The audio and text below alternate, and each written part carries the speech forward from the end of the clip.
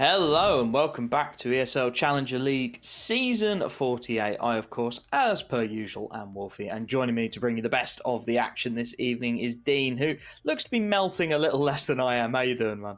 Yeah, no, we've not got it quite as bad here in Ireland, thankfully, as you do. We've about 8 degrees less, which is a big difference, thankfully. But yeah, coming into this matchup, we've got an interesting one. Two teams that have, well, in one case, have one big change, I would say, of course, for 9Pandas bringing in Shalfie only about a month ago, and then you've got TSM, who are basically an entire new roster who've had a pretty similar time frame to go ahead and actually put themselves together. So I think we're going to have a very interesting matchup here. There's a ton of games on in general, so lots of CS action here for you from the Challenger League today. And yeah, hopefully we have one of the better matchups on our stream. Yeah, fingers crossed we got to pick. We went for the favourite. And, you know, you've spoken about how many games we've had, and it is starting to get into that sort of middle season point now where we're starting to separate these lineups. We're starting to see where people are going to spit out. I do believe we've got a groups graphic to look at that shows us a better idea of sort of where these teams are going to pop out, because for 9Pandas and TSM, this feels like the turning point, especially inside of that Group A. It feels like you look at the individuals. TSM have been really, really solid in ECL, not been the same beast elsewhere. And for 9Pandas, it's almost the inverse story. They've been very, very solid elsewhere and just haven't quite got the job done. But here we go. We've got to look at some of those individual teams. And it is starting to get to that point now, Dean. Yeah, as you were saying, you've got TSM and 9Pandas actually leading the way there in Group A. I guess we can just go over who's in Group A initially. We've got Bethesda Esports, Paravision, TSM, Gun5, 9Pandas, and 3D Max. So a fairly impressive group there. I would say perhaps not the most stacked, but definitely one that it is going to be difficult for some of these teams to crack through.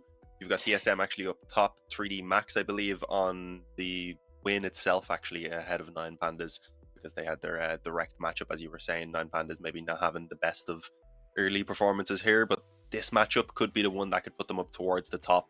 And, well, with the 2 wins we were saying before, it usually is enough to, at the very least, creep through into those playoffs.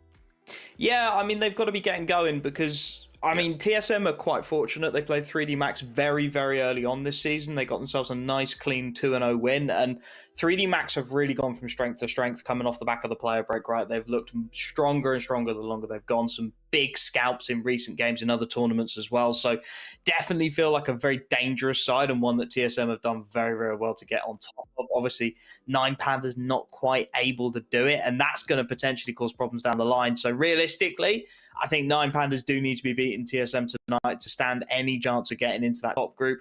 Arguably knocking on the door of the bottom end of that middle group otherwise, because 3D Max, you've got to expect them to come back strong towards the back end of this season. Yeah, definitely. I mean, players like Maka have just been in incredible form as of lately. So, as I had said, 3D Max are definitely a team to keep an eye on. I having a look, though, at that 9Pandas versus 3D Max games, it looks like a game where Glowin fell a little bit flat, and he's a player that we're going to have a little bit to discuss about today as well. We are, I believe, going to have a quick look now over at Group B as well. We'll have a faster breakdown, I would imagine, of the other 3 groups. Let's rattle through it. Why not? Let's have a look everywhere. This one's a very spicy one, actually, because the majority of the games have been played already. Group A is really lagging behind in that regard, but SAW looking incredibly solid, which is always nice to see. The Portuguese contingent doing their job well. Sangal, kind of expected. They've got a very talented roster, some young individuals in there. They've been going around poaching players off NIP. Xfloud and Samey looking very, very solid as well. And then you sort of start to rattle down the mid group, looking a little spicy. I think Sinners going 0-3, definitely not on most people's cards. And Rebels doing very well with a roster that is, well, quite young in its core. Not really seen them out very much. Not seen them knocking around this level very much at all. So very, very solid from them. And hopefully they can continue in that middle group. But let's take a look at Group C. Let's keep rattling through these. Again, this one, kind of one of those ones that we've not seen too many games out of just yet. Most of the teams postponing, looking to get them done a bit later, but sort of as expected, I think, if we're being perfectly honest here. Aurora, definitely one of those names we were looking at and saying, yeah, they should be going out towards the top of this group. Definitely looking very, very solid in other tournaments. B8, I think probably the surprise package there, you know, dropping down, considering they are a little hot and cold, but they are only 0-1. So as much as, you know, they are quote, quote, fifth, still plenty of time to get back into it. Yeah, and I think other than that, you've got a lot of teams that are otherwise maybe a little bit lesser known and are looking to try and prove themselves. So this is one of those groups where I think things are potentially a little bit more up in the air as we get towards the end of it. As you were saying, kind of group similar to Group A, you haven't got too many games that have actually been played so far. One thing I do need to note is Peridot are really struggling.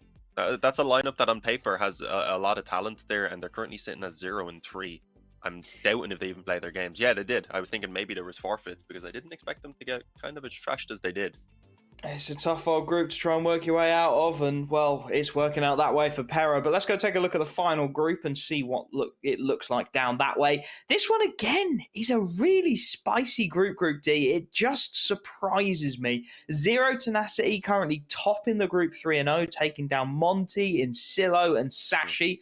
Got a bit of a step up playing Koi in their next game though, who are 2-1 and will be looking to, of course, come out of that group on top. But again, Monty down in 5th. I mean, even with the roster changes, you look at the amount of talent that lineup's got, they've got to be getting through at least in the middle of this group, you have to imagine. And Eyeballers dropping down bottom of the group at the moment, really struggling to find form pretty much across the board, which is incredibly tough to see because, again, it's one of those rosters where there is a lot of talent on show and there's a lot of potential. So to be going out in that kind of savager fashion early on, they got to do a hell of a lot to turn it around.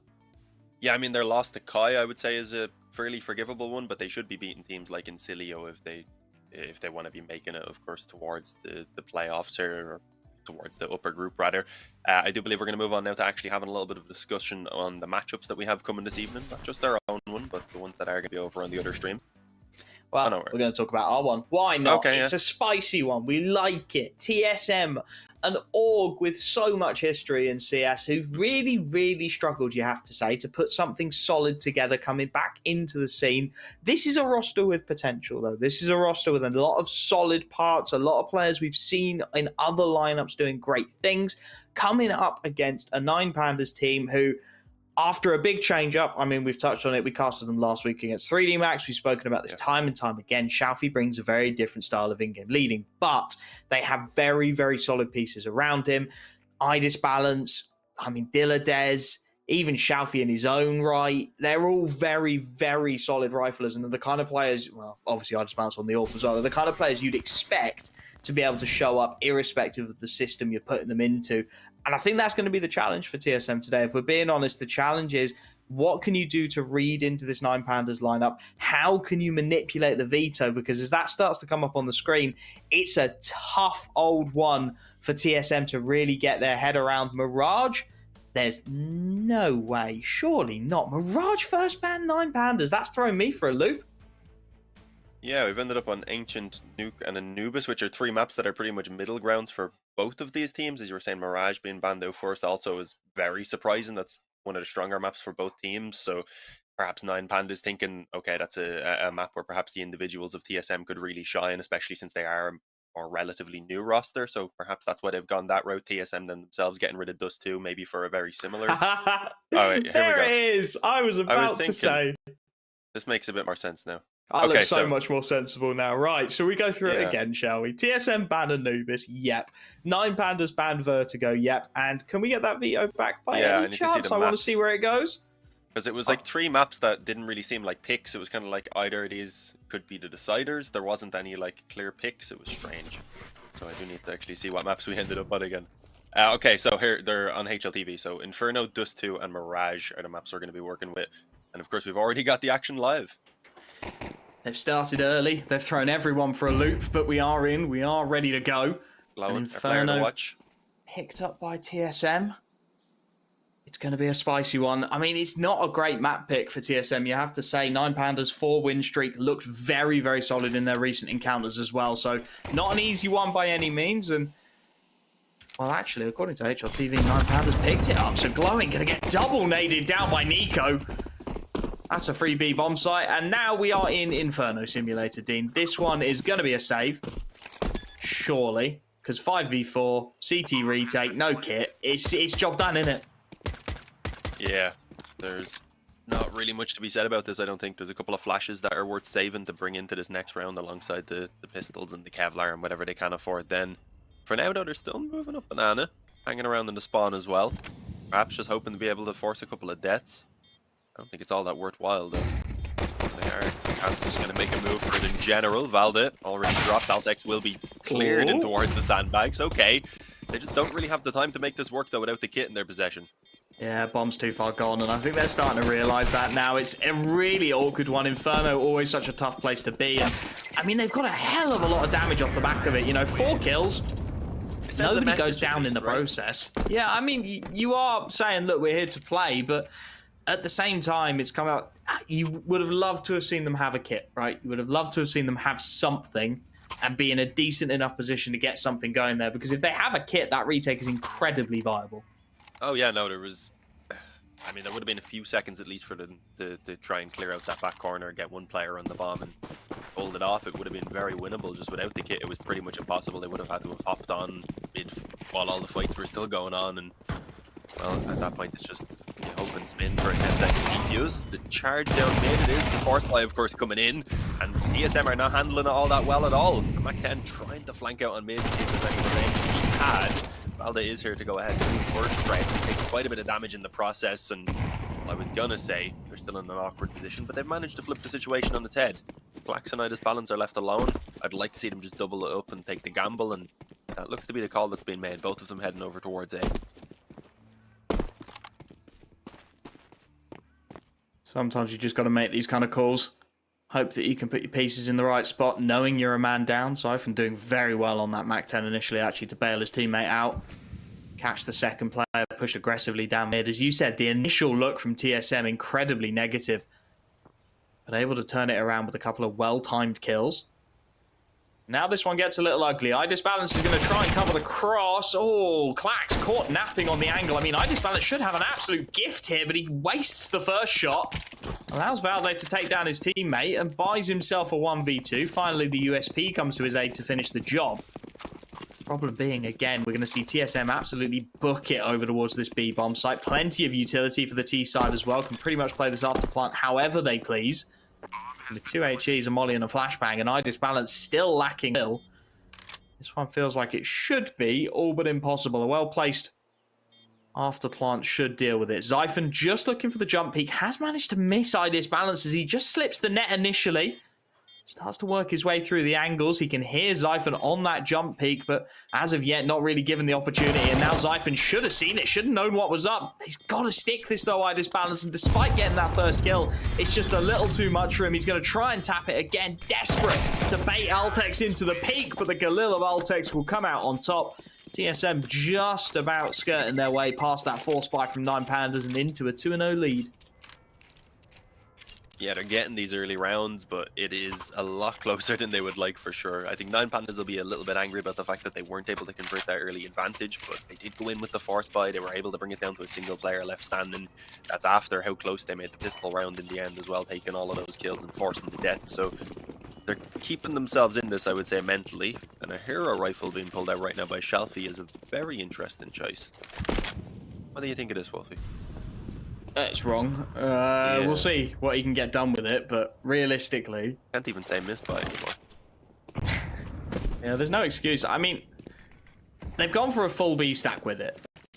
And I think maybe the argument here is that, look, if they come into the B bomb site, we've got a handful of upgraded pistols. Shelfie can try and get some work done with the M4A1, and maybe we can make this worth our while. If they don't, we just save our rifles. The problem is there's so much more utility for the T side, which, as you see, starts to just flush players out. A couple of quick kills come in. I mean, Shelfie gets nothing. Glowing is doing fantastically well to redeem it. 2 on the P250, but again, I mean, there's no impact out of the M4A1. That P250 could have got those 2 kills without the investment of 2,900. And now for Dilladez, just about how much he can get at the very depth of this. It's an ugly old shot with the Deagle, not going to land. A-Core able to adjust in time. It's a 3-0 start, and I mean, maybe, you know, he wants to drop to an MP9. Maybe he wants to get up close and personal in the apartments, but you've got to say it. This buy would have been so much better if he's got a rifle. Yeah, I mean, he would have been working with similar utility, I'd imagine, if he had the M4, but still the better weaponry coming into this first gun round after a few close rounds as well. It would have been ideal. Either way, it's not terrible. An MP9 can definitely be utilized well on Inferno. We'll see exactly where he takes it. It is towards B early on. A heavy presence as well, so are they looking to take that banana control is the question. At the very least, throwing down a bit of utility and Horn and the T is off for a moment. slowing their advance very slightly. See, Eco, I believe, has still worked his way up close to the half wall, and Nade, though, for Shelfie to push in, works out fantastically. And in the meantime, Diladez is, I believe, able to take a kill, peeking in down mid. So, yeah, very quick 5-on-3, taking 0 damage even sustained there for 9Pandas during their endeavors. And well, they've got a strong position to just hold, as you can see now, having fallen back pretty passively on both sides. Oh, and Klax has crashed, so that's going to make this one a little bit spicy. Does turn it into a 2-2 split but either side of this bomb site, and that could be really, really tough for 9Pandas. I mean, you can see all 3 players, as expected for TSM, grouped up, this time towards short. They're going to try and execute their way into this A site, and if they can get a couple of quick kills here, this starts to look very ugly. Oltex does well, gets one, and Dilatez just takes a little too long chewing his food. Valde able to adjust upwards, saves Oltex's life. And I mean, if they had Klax alive inside the apartments there, you can still see him on the minimap. If he's up, then this is a very different round. They've got apartments control to work off, a retake 3v3, even if they've lost the 2 site players, feels viable. But instead, I just balance and Shalfie forced to save, and that is really unfortunate after such a promising start to the round. Hopefully it won't be massive pause, but I would imagine 9Pandas are going to be okay with the few moments of peace as they wait for their... Oh, Klax is back already, so there won't even be a technical pause, I wouldn't imagine now. I wouldn't mind if they go ahead and pull out the tactical at this point, because as you said, that can be a little bit tilted. That round looked like it probably should have been theirs. They had a fantastic 5-on-3 advantage. Then instead, they're sitting with a disadvantage on whichever bomb site they hit went towards. It was a 3-on-2, and well, TSM are able to overpower them and extend this lead 4-0. I do hope they take a pause for a moment there. The worst bit is it's probably the one map in the pool where they can't convert a 4v3 easily, CT side, right? Every other map you'd back them to. You play retake on one of the sites, you go 3 on the other, you get a pick on the way in, job done. Inferno is so painful to retake. Yeah, if they hadn't given up brackets, they probably could have been okay holding the 2 players forward and then fallen back for the rotation, but they had fallen back specifically to play to the advantage that they had got with the 5-on-3, and then immediately he crashed. It was just a horrible look. Really stings. Well, we'll have to see if the hero rifles can do a little bit more in this round. I just balance on that big green, of course, saved across from the previous. Shalfie with the AK up close and personal, but it's an apartments pop, and that is almost the perfect counter call. Diladez goes down to Acor's AWP early, and, well, Klax does very well to even get one on 5-7, but immediately he's traded out, and Shalfie, whilst he gets a kill, has got to clear out an incredibly awkward angle with Valde just lurking in towards Boiler. Knows that just courtesy of staying alive, realistically, he probably secures this round. It just means the CT side have got no forward position to work their way into the site. You can see Shalfie and Glowing now slow clearing their way around bracket. Shalfie is still holding for the Boiler peak as Glowing spotted out. He's going to go for a bit of a swing here. Missed shot from Acorn might tempt him into it, but instead they're realistically just looking to save this one out. Shalfie, yes, it's an exit kill on Valde. That's all well and good, but it's going to be a 5-0 start for TSM on the T side of 9Pandas map pick. And Inferno, well, it was an intriguing decision to go here when I looked at it, and it's looking more and more intriguing by the moment as Nico continues to rip rifles away from this CT side. Yeah, I know it's a limited pool, but over the kind of limited games that both of these teams have played, it is worth noting that TSM are fairly T-sided. 9Pandas, on the other hand, are a little bit more even 50-50. So if they can turn this around into even a 7-8, I think they could... Oh, not 7-8, a 6-6. I think they can make it work. 7-5 even, giving away the 7. I think that could be enough alongside winning the pistol round to still turn it around in the second half. So it's not over. They're not down and out. They are now finally calling in that pause that I wanted from them as well. Makes sense. They're now getting the full buyout. This is really the first perfect full buy. As we had said, obviously, Shalfie was stuck on the MP9 on the previous, and then despite the advantage, Klax ended up crashing. Now they have everything, all the utility they could ask for, a couple of kits, the op-on-itis balance as well. They need to start winning rounds right now. Continuing to play the heavy B presence early on. I wonder if it's something TSM have noticed, because right now they're charging up second mid.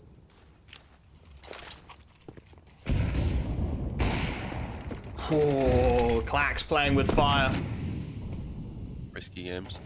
Lucky to get away. Very heavy, as you said. Second mid to apartments control from the T side. Just trying to bleed the util. Unfortunate not to get that pick there, we have to be honest, Clax. It's a risky old peek to take and gets away with one. But the T side, well, they're not doing anything too tricksy so far. They've worked their way up. They've got their apartments control. They're starting to work a couple players up mid, and they are looking like they just want to hit straight into this A site. The problem they've got is that Shalfie's playing a fairly proactive position towards top of Banana. So for a long time, 9Pandas kept 4 towards A, and they're thinking about rotating that 4th back in. The timing of this rotation could well decide how this round looks to go, as once again it's the pop out of apartments, but this time Clack's in a good position, grabs himself one. Dilladez on a fantastic little spray down, finds the double, but there's Valde on that backstab, not expecting the second man, and it leaves Acor. A 1v2 for the Orpa to try and contend with. Molly goes into the site, not going to clear anything out from Glowing, as Acor gives away his position with some util of his own. CT smoke comes out. That'll start to shut the gap down, and Acor knows he's got to isolate these 1v1s. Edge of the smoke finds Glowing, and suddenly he's on for it. Bomb well planted for him. Shalfie up against Acor in the 1v1. Doesn't have a kit yet. Has to dive in towards Mini Pit to grab it. HE trying to draw Acor into the peak. He's tagged up, but not tagged enough for the second headshot will do.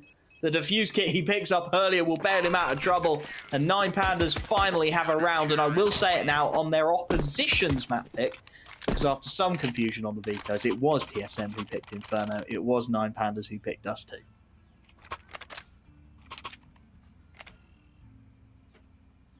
Yeah, that does make sense. I mean, I was wondering the TSM pick, I was thinking it was a little bit strange for Dust 2. I figured, well, they had one good win, but it was a very close overtime, so... I mean, I was thinking perhaps they just put a lot of work into it. But, yeah, so we do have a correct up there. This is TSM's map choice, as you were saying, but 9Pandas still need to be putting up a better fight. It's not like Inferno isn't the map that they play often enough. That was a very close round win. Again, Shalfie's actually stuck on an MP9. I think by choice this time. What's going on here? Eating a nade. Okay, Altex. Burst through mid. No backup in that moment. Unfortunately, Dilladez takes a very aggressive stance in the arch and somehow manages to get the 2. That was a risky play, but he made it work. And while he gave Idis into the room he needed to work with, a fall back to the pit, take 1, and well, nearly take the second. He warns Valda off from taking the fight instead. He's just going to go ahead and get that bomb planted. Shalfie up close on short already. Get Molly to flush him out rather. And peek from Glowing coming in from Library. It's all shut down. Very little that he could do right there. They played that well. They didn't give away the 1v1s until they were all ready to go. Plenty of time for the defuse, of course, so they're salvaging what utility they can. Nice play from 9Pandas. You do start to wonder now if TSM's T-side Inferno has really got a second look to it, because the last 3 or 4 rounds have all been fast-paced pops. Either out of the apartments, that time through a mid-smoke, and I mean, you can understand it, given especially in the last round, they had Mac 10s, and they had, you know, that lesser util, lesser firepower. We need to get up close and personal and try and get something done, but it'll be interesting to see after this round, because of course this one is going to be the half bite, if maybe they can play something a bit slower, a bit more map control centric, and if they can give that T-side a different look and give 9Pandas something different to ponder, because at the moment it is all fast paced and 9Pandas had started to work out what to do.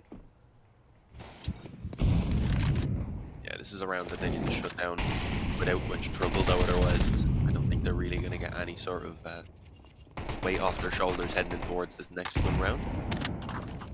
Are taking some damage, but nothing too bad. He's able to take control of the apartments for his team, allow those pistols to get up a little bit closer now, and eventually move into this A-bomb site. Unfortunately, they have no utility to work with, so that's not going to be an easy push. The Last smoke's gone towards short. It's locked out at least an angle, gives them something to work with, but again, it becomes very one-dimensional at this point. 9Pandas know the economy. They know that most of the util's gone down towards the A site, so 4 players rotate in. Shalfie, he's still got a little bit of util, so drops a smoke towards bottom Banana just to stall, buy time there. Now here we go.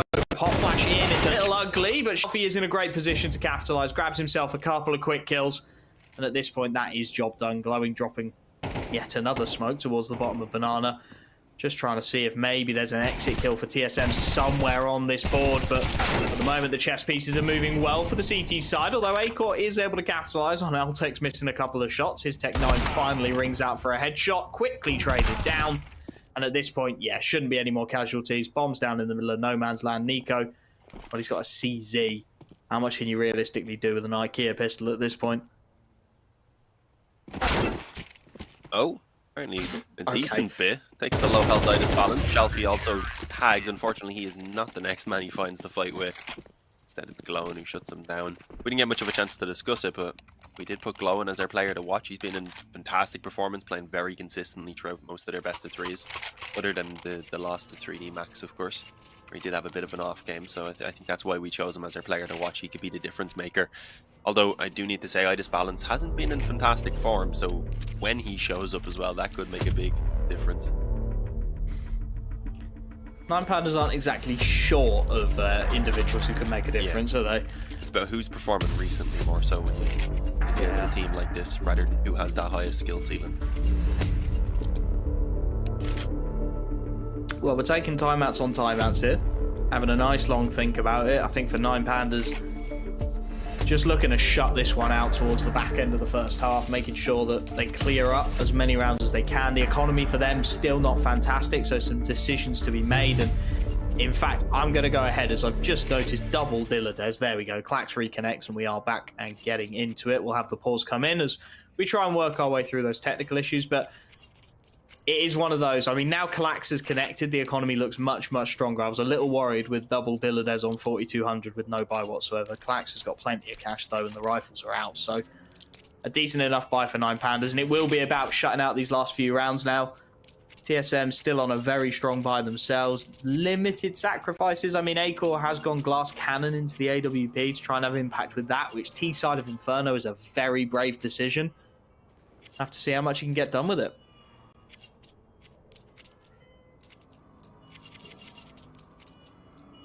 Probably have to hold out and try and use it a little bit later in the round. We have seen 9Pandas attempting later peaks to mid and such, but let's see exactly what the plan is. Right now we're dealing with a bit of a prolonged pause, unfortunately.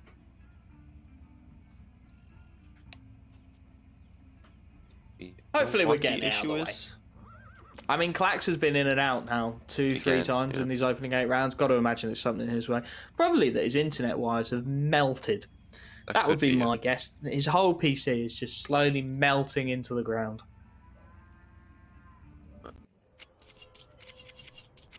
Certainly one of my braver predictions. That I've said some pretty out there things. I don't know where exactly they're playing from, but if he's playing anywhere near Moscow, I think it's like 17 degrees and raining. So I'd like that weather right now. That blows that one out of the water. I'm just imagining that everyone in the world is suffering as badly as I am right now. Apparently not. Could just be a very sweaty person, so might be still relating to you. Never know.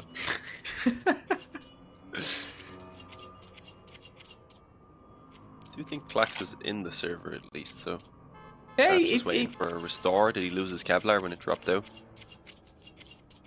Quite possibly. I would imagine that's the issue that we're dealing with right now.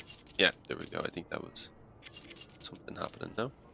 There's definitely some typing going on. We can't see what exactly, but we do get the little clickety-clack of the messages coming in and out as players do work out what they want. I mean, like you say, Clax hasn't got any Kevlar. So, but he does have his M4, so likely just got it when he loaded back in off the ground, but wants his Kevlar back as well. Yeah, that's sort of which way I'm leaning. I'm trying to remember if he died in the last round to work out if he does need it, but my brain is betraying me. Plenty of clicking going on, so they're definitely talking about something. 5-3 down, probably having some quiet discussions between themselves as well. Just to try and work out what they can get going. Yeah, Clax didn't die last round, so he should have had armor, so that'll probably be it. It'll probably be the reset waiting to come through. And, well, while they're waiting, they'll be talking about, okay, TSM, what are they going to do differently this round? Because like I said just before we got into that pistol one, which was a little bit different, but it's only a half buy, so it doesn't really count, is that their T-side had overwhelmingly been fast-paced plays. I mean, even going back to the pistol, it was straight up banana and then a set execute into the B-bomb site, not really settling into anything, not really playing sort of that prodding and poking style that we do see so often on Inferno, because it is so beneficial for T-side. So they've definitely got the potential. It's a question of can they fall back onto that alternate strategy and maybe change the picture a bit, especially because, you know, the util on CT side is so important on a map like Inferno. So if you can just do that sort of prodding and poking style and you can force the CT side to drop their util early. There's so much potential in the late rounds to get stuff done, but we'll have to wait and see because Klax is back in the server. It looks like we're getting right into it. No more sitting around, thankfully. Yeah, it's a solid buy from ESM. The utility could be a little bit better, but we've got the op, as you said, on Acor without the armor. Let's see what his plan is. It's not the sort of position where you can just charge up banana hoping for a peak, unfortunately. I do wonder if it's going to hamstring him a little bit, just having to play so passively because of the potential util damage. I think they're relying on a mistake for 9Pandas to maybe be feeling a bit overconfident or perhaps wanting to change it up after the long pause that we just went through. I'm seeing a slightly different look to the T side, arguably. Much slower, but a similar goal. Again, taking the apartment's control in towards brackets then. Yeah, it's a question of timings though, because you can see 9Pandas on the mini-map through iDisbalance and Glowing are going for the banana retake. They are going to get the information. They are going to start to play this, but it means they've got 3 players over towards the B bomb site. So as TSM start to look to drop util into A, it's a game of how long they last and how quickly that flank starts to come in from the CT side. The rotations, they are starting to work their way around here. Charging into the site is Shalfie. iDisbalance not far behind. They will be here in good enough time to try and get something done as Shalfie wants to pop the smoke, goes 1 for 1 in the initial trade. iDisbalance can't quite land the shot, and now these 2 players inside a site are on an island. Klax and Dilades, how much can you realistically get done? Nice crossfire. Dilades able to grab a double, but it's quickly traded away as iDisbalance onto the Julies to buy a 1v2. And Oltex, well, he's going to be able to get that bomb down unopposed. Glowing does have util, but doesn't want to risk switching off. And iDisbalance, well, the AWP misses, but the dual Berettas, he's got 2 of them. He's twice as likely to hit. A 4th round on the board for 9Pandas. Not the cleanest job in the world, but they read it nicely. They had some nice ideas towards B with the top banana retake, and they got in position in time to shut down the T-side hit. Yeah, 9Pandas are starting to fly through some of these rounds now. I've got to get a little bit worried for TSM because, as I had mentioned, in the limited pool of games that both of these teams have played, TSM have been fairly heavily T-sided here on Inferno. And if 9Pandas can work their way up towards that 7-5 half, then they'll be definitely worried for TSM. Dropping his flashes back there, was it? Yeah, iDisbalance going for the early peak then for sure. And his teammate have them if he does end up dying. Early smoke though is a little bit of a nuisance. Instead they're going to try and potentially boost on the half wall. I thought that's what they were going to go for, but they decided against it. I think Glowing was offering. And yeah, Glowing was offering. iDisbalance said not a chance. But it is going to be the group towards B, which again, the timing on the rotations is a little bit ugly. Shuffy, well, he knows he wants to try and get some information here, but is he getting a little more than he bargained for? Smoke goes into CT. Nice HE. And a counter smoke from the CT side to try and stall for time. Can't imagine that the Pistols are going to respect that all too much as they look to set themselves up with a little bit of an execute here. 3 Molotovs in their hands as they look to burn the entirety of this B bomb site. 1 smoke for Xiphon as well to potentially lock out one of these angles with 55 seconds on the clock. And while the CT side playing very passive, so they've got no information on what's about to come through here. It is just a game of these individual fights. Shalfie pops the smoke and it's a misplay. 3 players ready and waiting to face him. Xiphon gets the trade and now it is all on Glowing. We wanted him to be the player to watch. He's got a lot to do here and the spray down lines up beautifully. 3 quick kills.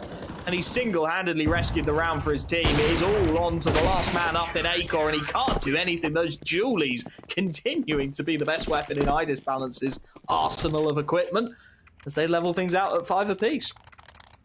yeah, I like what we're getting from pretty much everyone on 9Pandas right now. They're all performing. Glowing, he may have been our player to watch, but that's just because he's had consistent performances and he's given that to us right now. He's handling it well when it needs to be, when the job needs to be done. I know there was a few weaker weapons in play right there, but if he got overrun, that bomb site could have been lost and things could have gotten a little bit dangerous. Instead, now they're sitting at a 5-5 scoreline. You've got iDisbalance looking strong on the op as well. Shalfie having a strong performance, and all around now, 9Pandas have taken these last 5 rounds without too much hassle. Glowing through the smoke, managing to get that second one. The nade through as well should do further damage.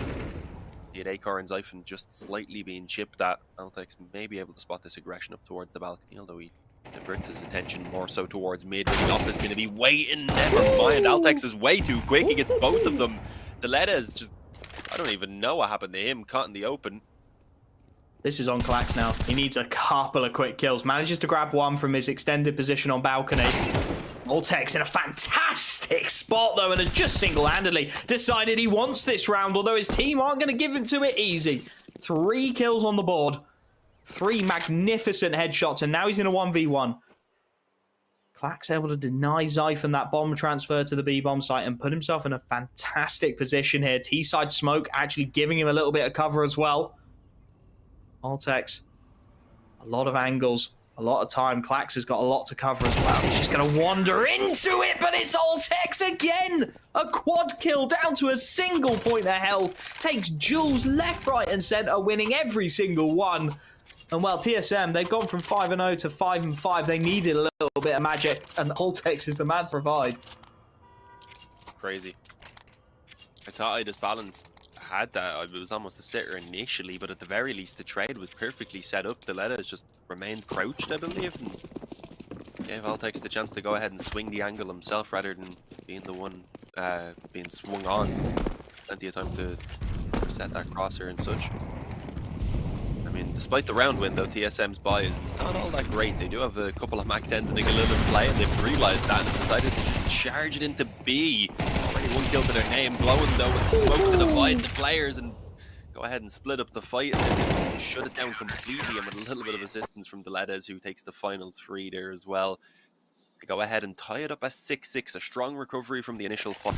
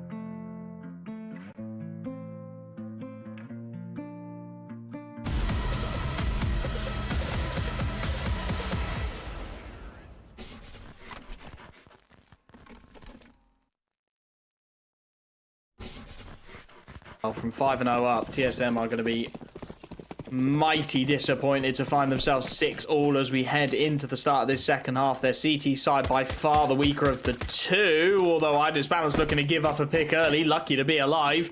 Dilladez will go down to Voltex in these opening moments, who's really finding a bit of form here. A quick second, and he's almost single-handedly stopped this apartment's pop before it begins. Xiphon with a quick headshot, plucking a man out of the sky, and well, for sure, glowing an iDisbalance. It's just about recovering what you possibly can. I mean, the bomb is out in no man's land, and Acor is not making it any easier. Wallbang headshot through smoke. And 9Pandas decimated in the second half pistol. I like the idea. They just wanted to get straight into it. They kind of got shut out of the first pistol round before they ever really had a chance to even have a shot at it. Obviously, by the time they started moving in, as we had noted, they were pretty much out of time. They took all the kills and had to fall back. This time they were like, you know what, let's get up in their faces with the Glocks, maybe do the same thing to them. And well, it just didn't work out. Also, fantastic work from Xiphon. Had a real struggle when he took that initial peek down mid, but then just absolutely domes the player jumping out of the apartments mid-air, because that's just how it is. You always hit the hard shots, right? It's when the muscle memory kicks in. Always the way. Well, iDisbalance is looking for a miracle here. Not bad. Gets himself a kill. few kills. It helps with the money towards the op later on. Yeah, no. Lovely stuff from TSM. One of those where if they get that pick down mid and they get a nice clean peak like they did, not able to convert, but still, then you go, oh yeah, fantastic, cool, really well done. If they're charging up mid with 4Ts and he takes that peak, he gets absolutely decimated. So a little bit of a read, perhaps. I mean, there is a decent amount of data on 9Pandas on Inferno. They've played it a fair few times, so nicely worked to get themselves back into the equation here. They need a very strong start to that CT side. They need the economy on their side to be able to pick up the utility they want.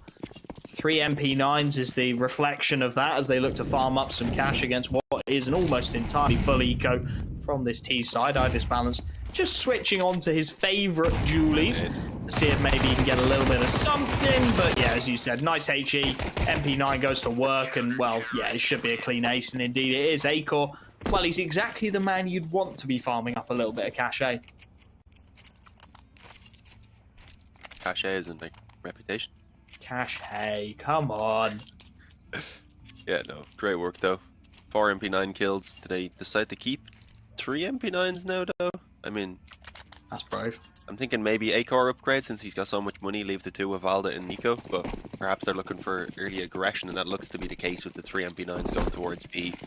2 M4s maybe take a bit of a peek down mid in the meantime as well, perhaps not quite as aggressively, but let's see exactly what the plan is. Heavy nades on Banana, Alnex caught by the charge through the smoke. Xiphon though is ready for the swing in the trade, so that's not terrible.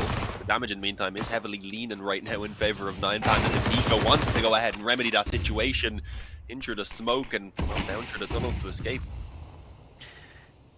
Hiding away, he's done a fantastic job to get out of dodge, and there's really no trade forthcoming for the T side. That bomb down bottom of mid, iDisbalance finally finds Nico, flushes him out, gets himself the kill, and this is where it starts to get a little sketchy now for the CT side. I think Valde's rotation has been heard by Dilladez, who's managed to settle himself beautifully into CT spawn rather. So he can pretty much cut off rotations anywhere he pleases, and it is just a game of timing, because you can see Xiphon and Acor have no idea that there's a man in the back lines here. They've taken long control. They'll think that they've got archers decently covered, but Dilladez remains an issue, and Xiphon, well, he's knifed out at this point. There's the freebie. Dilladez grabs it, and now Valde and Acor have got a huge decision to make. Acor wants to think about trying to find this trade, but he's in such a rough spot, does very, very well on the timings. And that bomb is still yet to get inside of this site with 35 seconds on the clock. So as Acor is able to upgrade onto a rifle, if he can deny that bomb cross, this gets so damn ugly. Smoke goes down to try and give a bit of room, but it's very awkwardly placed. A HE onto iDisbalance brings him down to 16. A molly will trap him in the apartments with just 20 seconds left here. He's got to wait for that one to burn out, and that's allowing time for Valde, who will be making his way up towards top of middle. This is about to get spectacularly sketchy, and iDisbalance is caught in transition. This should have been a slam dunk of a round, and somehow it's Clax again with 3 seconds left. Nothing to do. TSM have 9. Acor is just playing a fantastic game right now. And the nade initially to slow him down, the molly then immediately to follow it up, traps him in. By the time he starts jumping out and the bomb gets dropped, there's already a player in position to just peek in from short, so it was completely done. Just managed to play out perfectly, and well, the fact that they didn't get caught by the Dilladez lurking towards the spawn for however long that lasted, 40 or so seconds, was fantastic as well. They managed to deal with that somehow. little bit of luck on their side, you have to say, but complaining about that. 3 rounds in a row for TSM here after a rough start to the previous, rough end to the previous half, rather. You seem to have found some signs of life.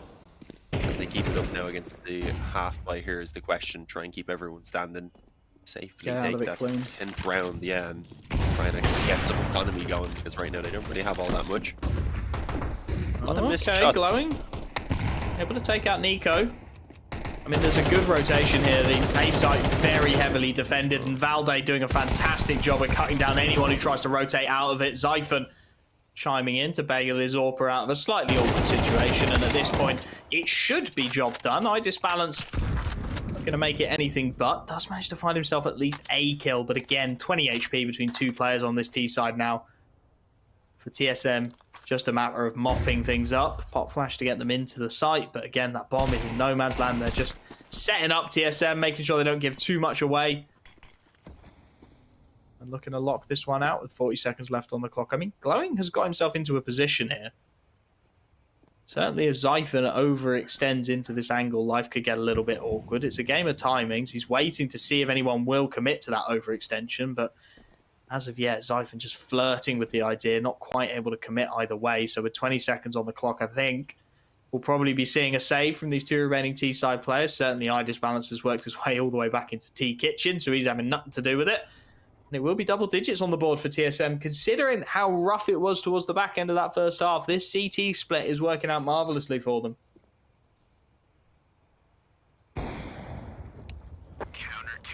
Alone, I think will be okay. Acor's not going to want to throw away the off, but if he wanted to, definitely could have had a shot at taking the weaponry there if they could actually push through with a second player as well. Either way, 9Pandas allowed to save a couple of weapons. They'll manage to get a pretty solid buy here to work with as well, but TSM are up on 10. If they win out this gun round, will likely be propelling themselves towards that finish line already, so it's now or never for 9Pandas. And, well, we know they can do it because they took quite a while to wake up on the first half as well, but let's see. Running out of time to do it. Certainly leaving themselves with a very slim margin for error. 10-6 down, in need of something a little bit special. No AWP for iDisbalance. Save the M4A4, and off the back of those 2 saved rifles, it's not a bad looking buy, you know. Able to scrape it together. There's some slim utility pickings for a couple of players, but they've definitely got enough for a full execute, and well, it looks like that's exactly what's on the cards here. Fast take towards Banana, waiting out the initial CT utility, then setting up camp. Clax is just making some noise, trying to be a bit of a nuisance out towards A, hoping to keep the rotations honest. So far doing a fantastic job of it. 9Pandas, a minute left on this clock, and it is, again, that game of timings. Fast-paced execute coming through into this B site. The smoke's popped, nothing seen yet. Valde through it, finding himself a clean double kill as Nico chimes in for one more, and this one is stopped at source. Nico and Valde are one-man army, or should it be 2, cleaning up on the B-bomb site. Double kill for Nico, triple for Valde, and that one, yeah, that is just an absolute lockout. I do wonder, again, a couple of perhaps small mistakes being made. I always feel like you're not in a good position to pop a smoke if you've got 4 people behind it. Saw Shalfie try and get that going with the HE there, took a lot of damage himself, almost gave his position away to Valde, who's then able to swing and take full advantage. But TSM are taking what's given to them at the moment, and they're doing a fantastic job of it. Yeah, I'd said they were heavily T-sided in the games they've played so far, but right now they're showing that their CT side can be just as formidable. Perhaps just hadn't been given as much of a chance to showcase it. Do get a second tactical timeout from 9Pandas finally. Used one earlier, managed to turn things around with, I believe it was 5 rounds in a row. We're going to have a similar experience here to tie us up 11-11. I'm not too hopeful with the bye, but who knows, sometimes you can pop off with the freedom of these weaker buys here on Inferno. Catch one lucky kill early on, and things can really spiral out of control for the CT side. I wouldn't count it out. It does feel like 9Pandas just haven't quite been able to get that initial kill uncontested, right? Every time they've done so, someone's been there to trade and mop up the pieces. Never really felt that spiraling effect that we saw a good few times from TSM's fast-paced D-side rounds where 9Pandas just couldn't get into it. This time, though, As you said, pistols are out, Tech 9s, P2 Fiddies, and a decent little handful of utility as well to essentially retry this B site hit. It's a free shot at it. With 3 smokes and a couple of HEs. Nice Molotov coming in from the CT side, though, and a well-timed HE to boot. Just ticking away at the player's health. Making them reset, making them reconsider. Here we go again. I mean, it's the same personnel in the same place. Although Valde is just switching it up with a little bit of a change. Looking to boost up. Behind new boxes, the smoke comes in. Acor able to rotate as that lurk goes down. So he'll be in a good position to try and deny this one. The AWP at range, going to be run down. Can't quite land his initial shot. And now Klax is there to punish. It's on to Nico and Valde again inside of this B-bomb site. They were heroes last time out. And they're looking to be so again. Edge of the smoke this time betrays Valde. He was so good through it last round. And Nico is on his own in no man's land, doing it all by himself. A huge double kill as he's bought his team half a chance here. That bomb still has to go down with 25 seconds on the clock, and Zyphon has dealt with eye disbalance. He is dragging his team back into this one in the 2-on-2. Make it 2-on-1 as Zyphon goes huge, and Klax, with only a Tech 9 to his name, has got to try and stitch this 1v2 together. Spots out Zyphon, can't react in time. 10 seconds to try and find the kill. He's grabbed the bomb at the very least, taps it, desperate for the fight, finds one, but it won't be the second. It is by the skin of their teeth, but TSM have map point.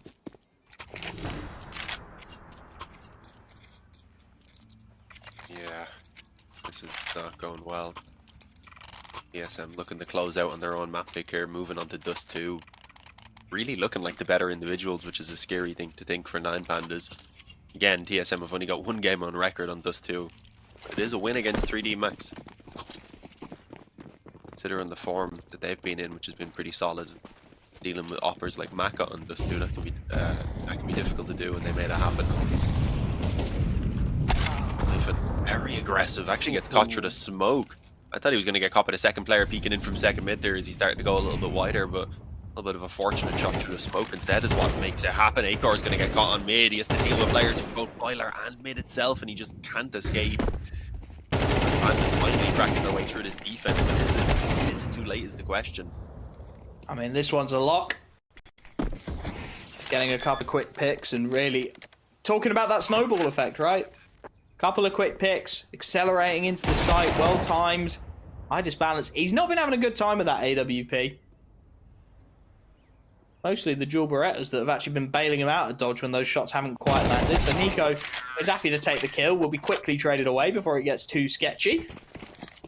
7th on the board. And this is where potentially you start to see that frail nature of the CT economy on Inferno. They've lost 1 round after winning about 6 on the trot. And as much as Ultex can drop, Acor, having bought the AWP several times, is in a very precarious position. If this one goes south, then a full eco to follow is pretty much inevitable. TSM won't want to let it get there. Will want to shut this one out nice and quickly. Not allow 9Pandas to feel their way back in, because as you said, Dean, I mean, we're heading to Dust 2 next, and that is a map that they're very comfortable on, very confident on, and definitely a map that we would normally say plays to 9Pandas' strengths. Yeah, usually. Especially with an offer like Idas Balance, but at the moment Acor been doing a pretty decent job with his one as well as on the rifles, and well, individually the form 9Pandas just hasn't been quite as strong. Looking at the kills, you'd think it's okay, but when it's really needed, TSM have been the ones who have showed up time and time again. Yeah. What's the call here? Big round, big decisions to be made, and a fast-paced play for Glowing. He wants the fight, but the CT Molotov from Nico is timed to perfection. Right when it looked like both him and Valde were in a ton of danger, blinded up, he manages to get that util down. Forces Glowing to reconsider. Does a decent amount of damage to boot. As Klax again. The probe towards this A site. A nice chip of damage onto Acor. Something a little bit different. A heavy-handed bracket set up from the CT side. It's smelt out by the early util. The Molotov follows up. It's a nice opening set from 9Pandas, just pushing the CT side back off their initial setups. Question is, what do they do with the read now? It looks like it's going to be B again, which for now is very sparsely occupied. Valde rotating in as quick as he can. How long will they respect that CT smoke for becomes the question. too much longer by the feel of things. Smoke goes out towards CT. Typhon thinking about making the rotation as the util rings out. Nico and Valde again to try and lock it down. The pop flash from Valde is beautiful, and it buys his team the man advantage. 2-on-3 after plant. Definitely one the CT side will want to consider. Lacking a defuse kit makes it that little bit more difficult, but Xiaofi needs to get this initial kill, needs to keep Idis balance in it, and he won't be able to. 13-7 will be the final score. TSM flying on their map pick of Inferno. Their CT side looking utterly magnificent, you have to say. Yeah, I was...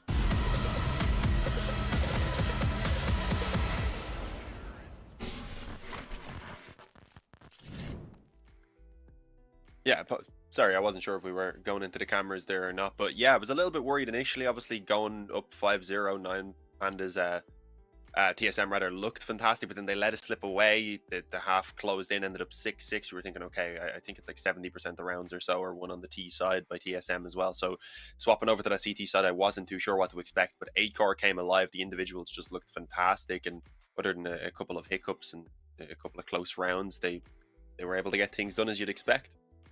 Yeah, I think there is a certain amount to be said that 9Pandas didn't call the best of T sides. It definitely felt a little flat, a little one-dimensional. TSM weren't really doing anything too clever with their CT side. Most of the time, it was just holding off the initial aggression, then sitting back inside of the site. I mean, the amount of times that 9Pandas executed into B must have been 3-4 times. Every time going in 4v2, 5v2, and just smart utility usage between Nico and Valde, able to lock it down, able to find huge multi-kills. Again, it has to be traded if you're 9Pandas, right? If you're going into a site with just 2 players in there, you've got to be trading that one out every single day of the week. So the fact they can't, and then it spirals, and then you start to wonder if maybe the comms are getting a little convoluted. You see those individual fights not quite working out in the afterplants, players getting a little isolated, a little one-on-one. And TSM, all credit to them, took every single opportunity they were given. And I think that's the real pointer here coming into map 2, is that TSM look hot. The individuals look warm. They're taking the opportunities that are presented to them and coming up with some nice ideas themselves.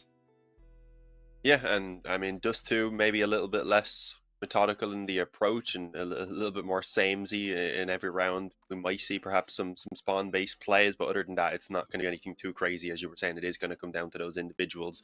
Whether Acor shows up again on the op, if Idis Balance is going to have a strong game, is Glowin going to show up? He is the player to watch, as you can see down the bottom, that we actually chose. And I mean, he played pretty well early on that CT side especially. He had a couple good rounds. He was shutting down the B site, and I think did allow for them to really bring that first half back into a somewhat winnable position, but they let it slip away then once they swapped over to the T side. As you said, it was very flat. And on the other hand, 9Pandas, or TSM rather, their CT side was fantastic in terms of the basics. They were always there, as you said, to trade for each other. And well, when 9Pandas are looking as disoriented as they are, then that's going to be something that will be punished.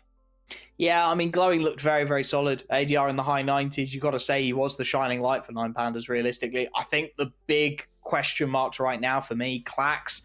He's not expected to be a big player, but could do with a little more coming out of him. And Idis Balance, massive, massive question mark over him right now. That AWP just not working on Inferno, wasn't working in the slightest.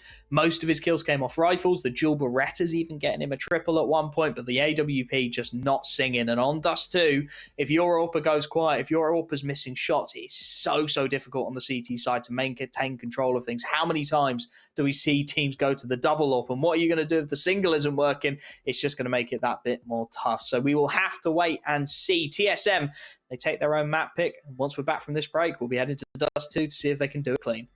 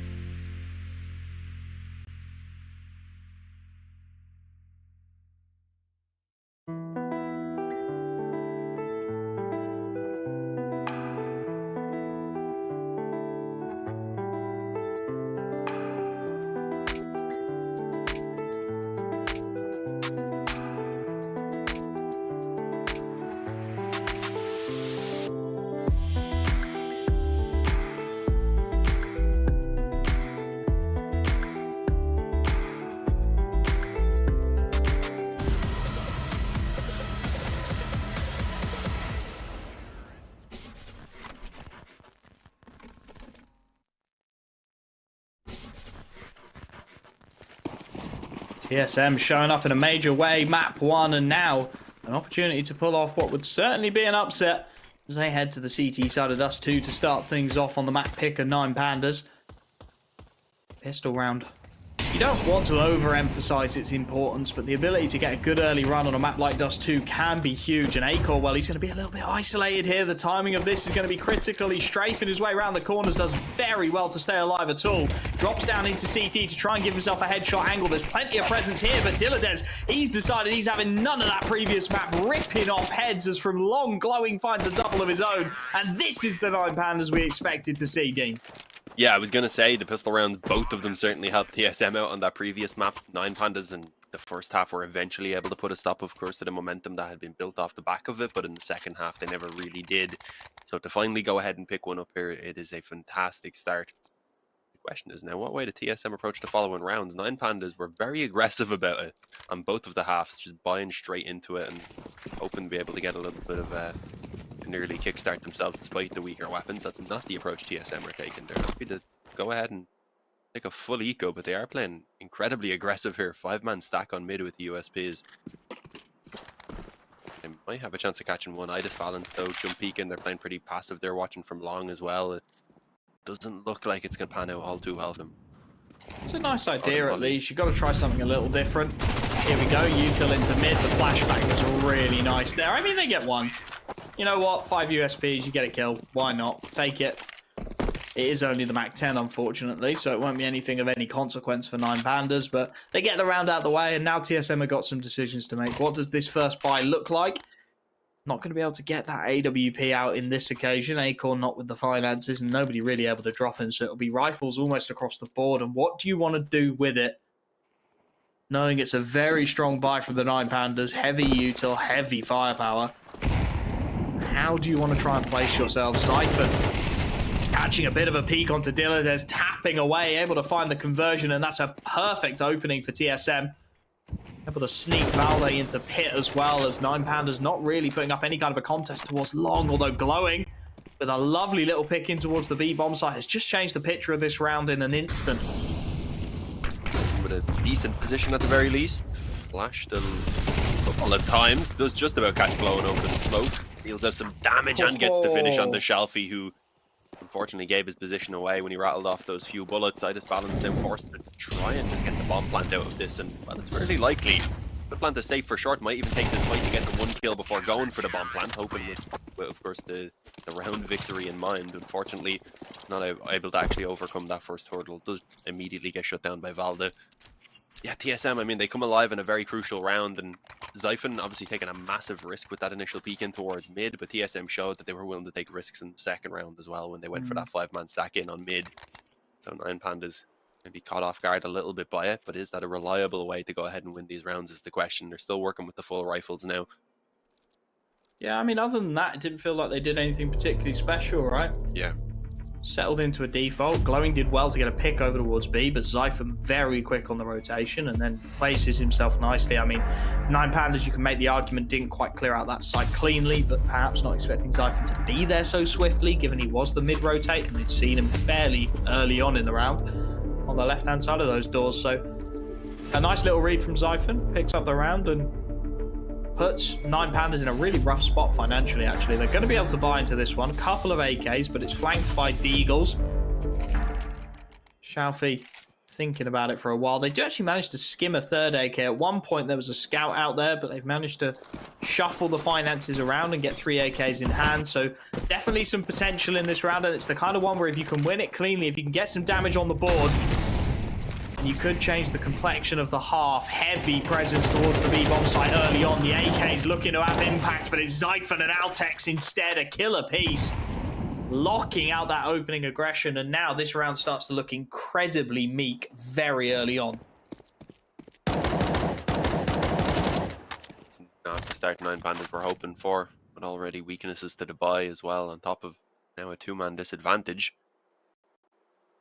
TSM and things pretty passively though, and they are fairly split up, not in positions to get those trades off of each other. So a couple individual players stepping up here for 9Pandas is definitely enough for them to crack their way into one of these bomb sites. Looks like A might be the goal. We've got Valde deep down on long. Nico taking the initial line of defense. He drops immediately. Acor now coming up from the CD spawn. What can he say about it? Volleyed out of position, which actually doesn't make it an easy talk at all. And Well, with another kill from Shalfie, suddenly it's a 3-on-3. The bomb's about to be planted, and well, despite the health being rough for 9Pandas, this is still a much better position than they had a moment ago, and they continue to get these trades. Dillade's going huge on the Deagle here. Smoke doesn't pop, and it just gives the game away beautifully. iDisbalance and Dillade's combine a monstrous triple. Dillade's with 2 1-Deags on the way in.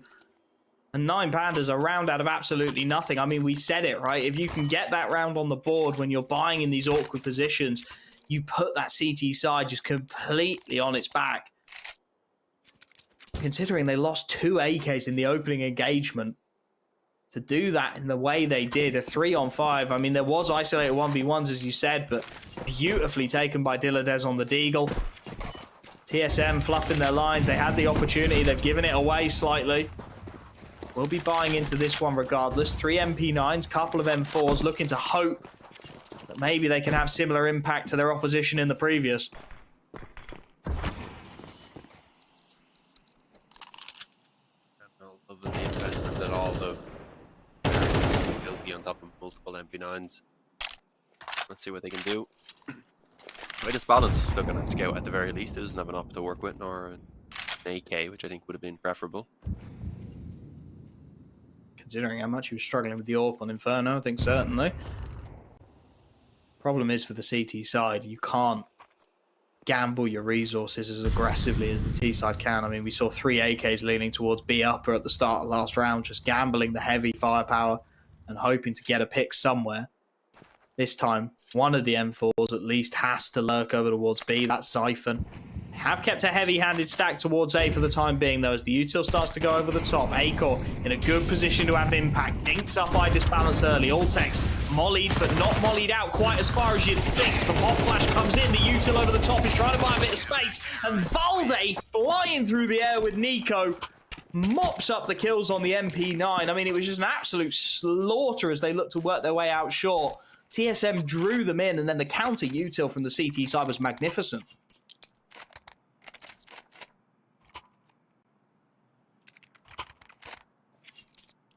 Yeah, managing to steal it away. Apologies, I was actually closing my window right because it was getting a little bit loud with kids screaming.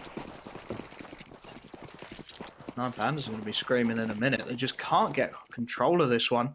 Yeah, tantrum time.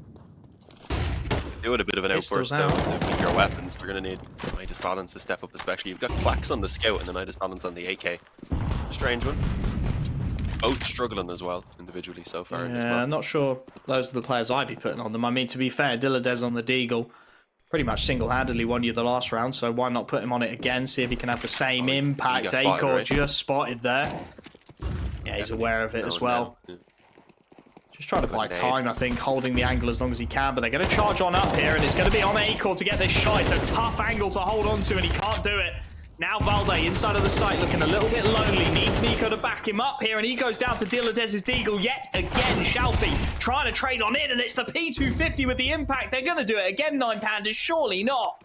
A 2-on-3 after plant. They can get up short boxes quickly here. Siphon looks to do exactly that, but his teammate's gone down, and he's all alone. A 1v3 spotted out shortly by the jump over the top of the smoke. Manages to get the early kill. No ammo left in that M4 though, and it's Clacks on the clock to finish the job. Neither of these teams can wrestle control of their rifle buys. Oh, that one was painful right there. It looked like Valde, I believe it was back on the A-bomb site, had the nade ready to go as soon as Acor was going to drop down. Once he heard the steps coming in on short, but it just never got thrown for some reason. He even had it in his hands initially when we were looking at him. Then we watch Acor, we see him drop down, and no nade ever goes in. That would have weakened them up. That would have made that defense just a little bit easier. Instead, they get overrun, and their lifeline again is just completely taken away from them. There's a very rough economy that can maybe afford a couple pistols on a couple players, but then you've still got 2 who are looking at the double eco in both Nico and Valde. So I think you just go ahead and buy either way. Yeah. Acor's having a nightmare on that short angle. It's such a tough one to hit with those heads running past, pistols running at full pelt, just spraying and praying. Feel like he would have maybe done better just playing back to the ramp, using the util as we saw Valde do in the previous, flashing to enable your teammates. Roll towards long is the call from 9Pandas. TSM want none of it. Settle back inside of the site, opting to take short with Nico instead. Siphon The only one with firepower really in this one, using that M4 in towards mid. Saw him get a pick a few rounds ago, hoping perhaps that he could do the same here. And once again, I mean, it's a decent call. The stack is here. Nico has done a fantastic job of picking off mid lurk of Clax. And there is firepower in the right place to have impact, but as they creep up here, I don't think the T-side are expected to be as close as they are. Valde, up close and personal. Zyphon flashed off, does very well to even get one before he's traded. But that rifle is now out in no man's land, and Acor, with a missed shot on the scout, has allowed them into the site. Valde playing close to the smoke in CT now, as Nico's still on that flank, but it's expected and dealt with. High disbalance with a swift headshot, and at this point, 3-on-3. The firepower heavily favouring the T side here. Oltek's going to try and boost up, but Shalfie has read it every day of the week, and that is more like it from 9Pandas. Yeah, completely shutting it down now. It should finally be the full eco. 9Pandas are going to have a 6-2 lead here already on the T side of Dust 2. This is a worrying position for TSM to be in. Got a very puggy map pool. This is the puggiest map pool I've had in a long time. It's playing like that as well. Yeah. I do start to wonder if maybe that inexperience from TSM showing through. A couple of rounds they should have really put to bed. Should honestly be level, if not ahead. Okay. He's ready. Pistols in this one. Try something a little cheeky, perhaps. Zyphon toying with that peek into mid, but high disbalances AWP will not be fed just yet. To be fair, they're bleeding out a decent little chunk of util from this T side just by playing passively, waiting in their angles. 9Pandas won't want to make any mistake in this one. We'll want it to be as clean as physically possible. Haven't done a great job of building up the economy so far, given the back and forth nature of the affair. So this one needs to be good. And while Dilladez starts as he means to go on, been flying so far on Dust 2, definitely the Poke Master himself. As he looks to continue his reign of terror, and indeed does exactly that. Oltek's close angle, nice idea. Glowing's got your number though. He's seen it, been there before. Trades it out on this occasion. 6-2 up. TSM in need of a little bit of a comeback here towards the death of this first half, because 9Pandas are a fairly evenly split team, CTT side on Dust 2, so can't exactly rely on their second half being any worse than their first. Definitely not. I would love the pause to come in right now for TSM. They've got Acor again, glass cannon open. Never ideal, but I do think they need the weapon in play right now. Not to say that Idis Balances one has been a massive presence on the server. It's been kind of chilling. Got the Ledes leading the charge. Glowing doing a pretty good job as well. Neither of those are the ones to try and take that initial fight though over towards Long. That was Clax and he got shut down. Did deal out some damage onto Nico, but a man advantage early on here for TSM is exactly what they need. Unfortunately, they've put up so much map control in the meantime. Shalfie just probed his way straight out mid. Catches Nico off guard. Now Acor's attention's being pulled in towards mid, and in the meantime, 9Pandas are only just now, I believe, making a bit of a decision about what they want to do, and that's to go take that short control, see what they can do about potentially any long aggression, because Shalfie does look prepared for this. They've got the B site completely locked out here. They know there's two inside of the site itself. If Shalfie can clear out Valde, this becomes very ugly, but the shadow advantage is there. Last bullet, Valde will get it done, and now Acor, you've had this angle with an M4, this time with an AWP. He gets the job done. Once a flashback in, doesn't quite come through. Instead, Molotov onto the site, denies the short plant for the time being. 2-on-4 after plant feels very viable for the CT side. It's going to be Idis Balance trying to change the picture. Nice leg shot on the AWP, but Valde, swift as you like. Acor combines beautifully, and that is the round. Clean stuff from TSM. I mean, you do feel a little bad for Clax in that initial fight. Very much a 50-50. Both players blinded up. Just Valde able to swing in and provide the support, but a much better choice in terms of playing that A site there from Acor, playing back of Car, giving himself a much more favourable angle, especially with the AWP now in hand. Valde there to provide the assist. Lovely stuff from TSM, and, well, the buys will keep on coming from 9Pandas, but I'm sure that'll give the CT side a bit of confidence.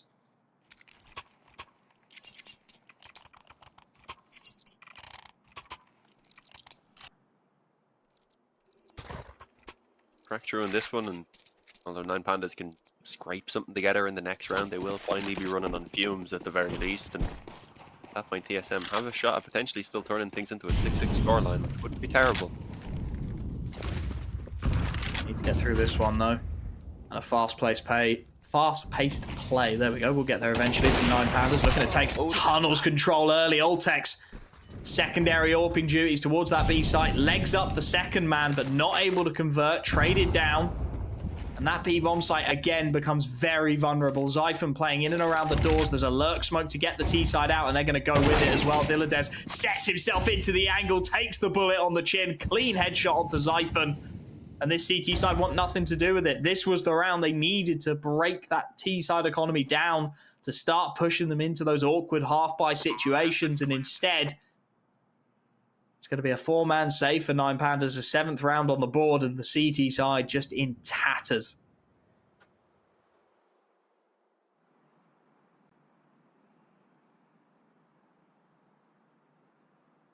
Yeah, at the very least, we'll save all the weapons forward. I don't think we'll really see 9Pandas committing anything to a hunt. But even then, Acor maybe drops a weapon. Other than that, you're still going to have likely an SMG, maybe a pistol to play, limited utility, and chance for 9Pandas to run away with the rest of this half. Let's find a couple of rounds, potentially. This is worst case scenario for TSM. Mirage is another map where the individual skill really can take 9Pandas over the top if we get to that point, so TSM would much rather turn it around now.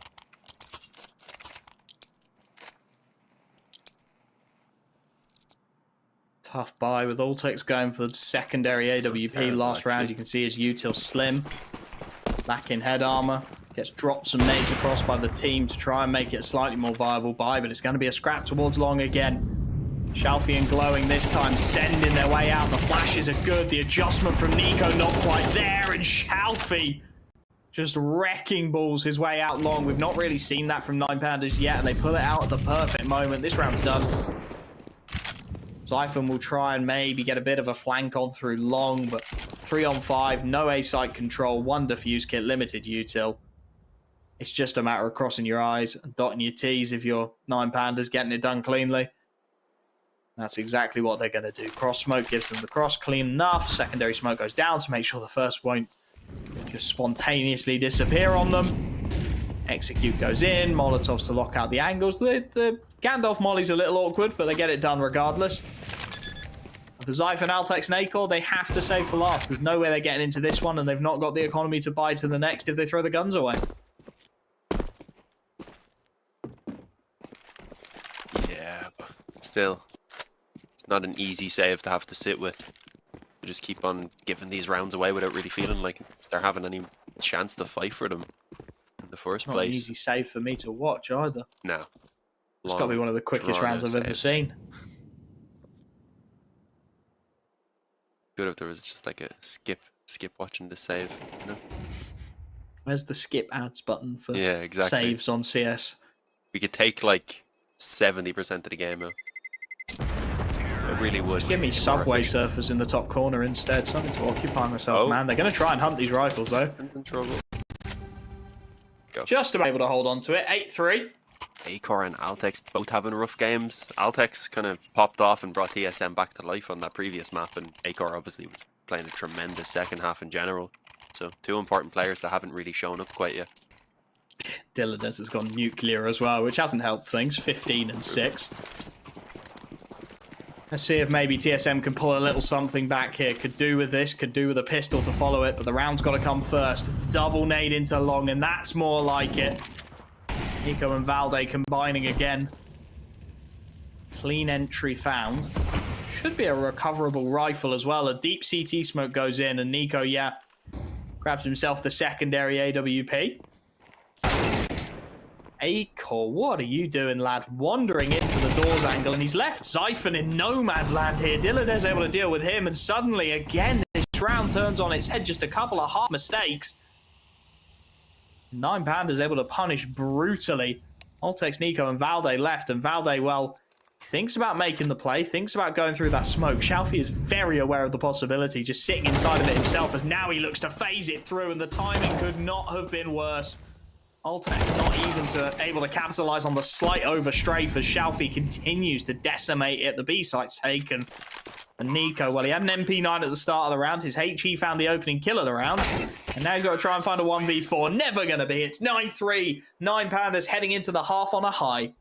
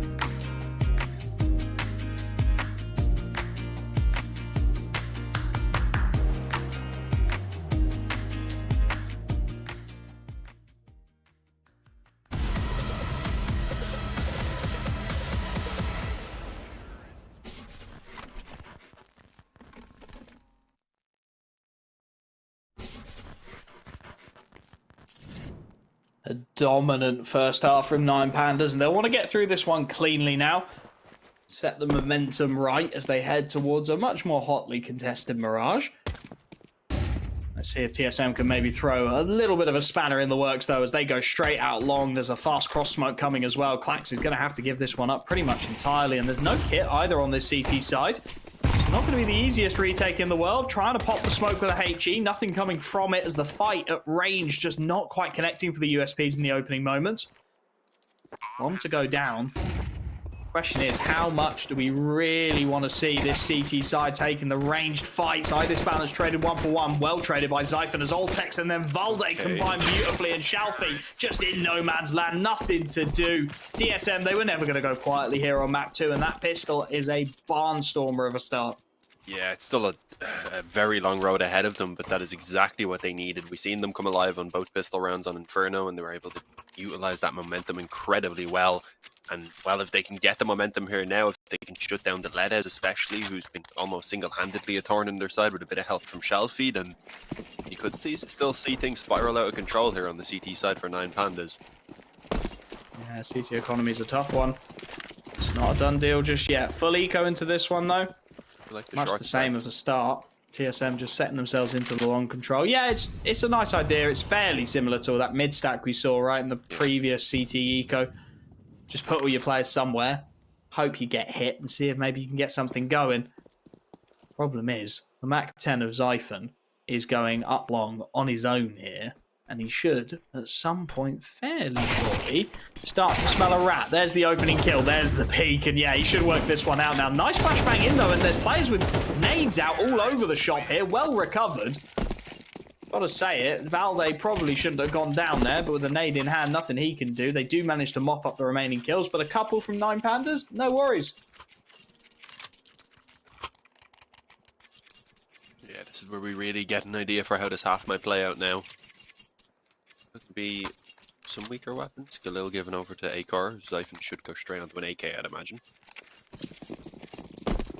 No? What's Akar's plan? Going to take a weapon at all? There we go, we can play his own AK.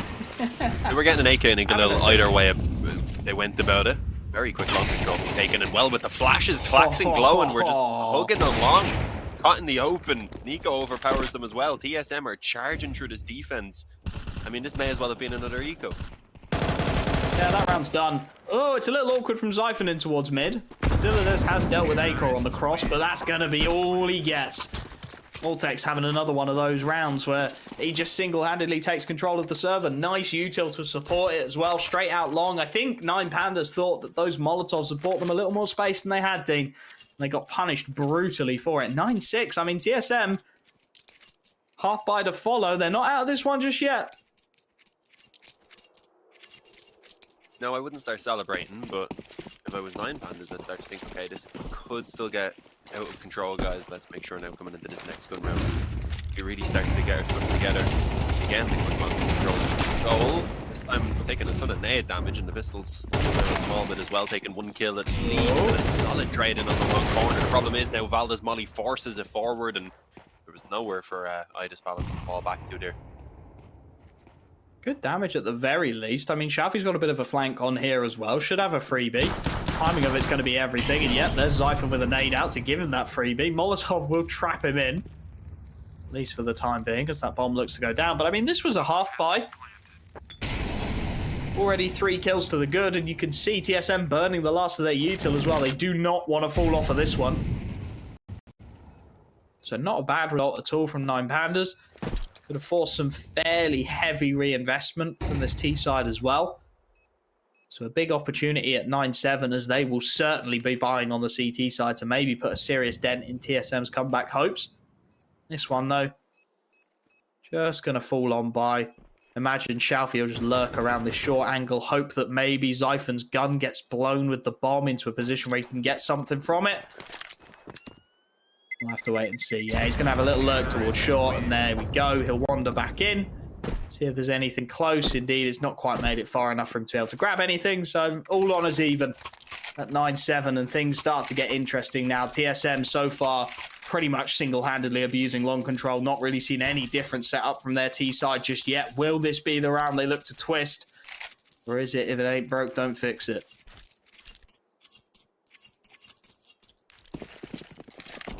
well, speaking of, the economy is pretty decent for TSM, but it's not amazing. A couple rounds in a row from 9Pandas could completely break them, and a fantastic start with the pick from Midas balance is the way that they want to go about it. Like now, Altex early on. Akar trying to probe around B with his own op. Unfortunately, nothing really arises. The smoke instead goes down, and well, with a man advantage so early on, 9Pandas are happy to kind of sit back and relax for the moment, wait and see what TSM have in mind. Yeah, really well set. Nice way to set the mood for the round. That from Midas balance, big pick.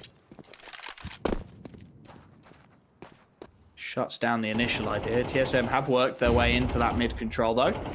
Fairly standard default on Dust 2. 3 players now starting to go for a prod up short.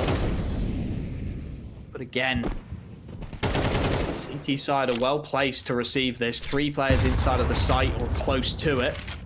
Blowing with that new box, able to fast rotate into a position on short.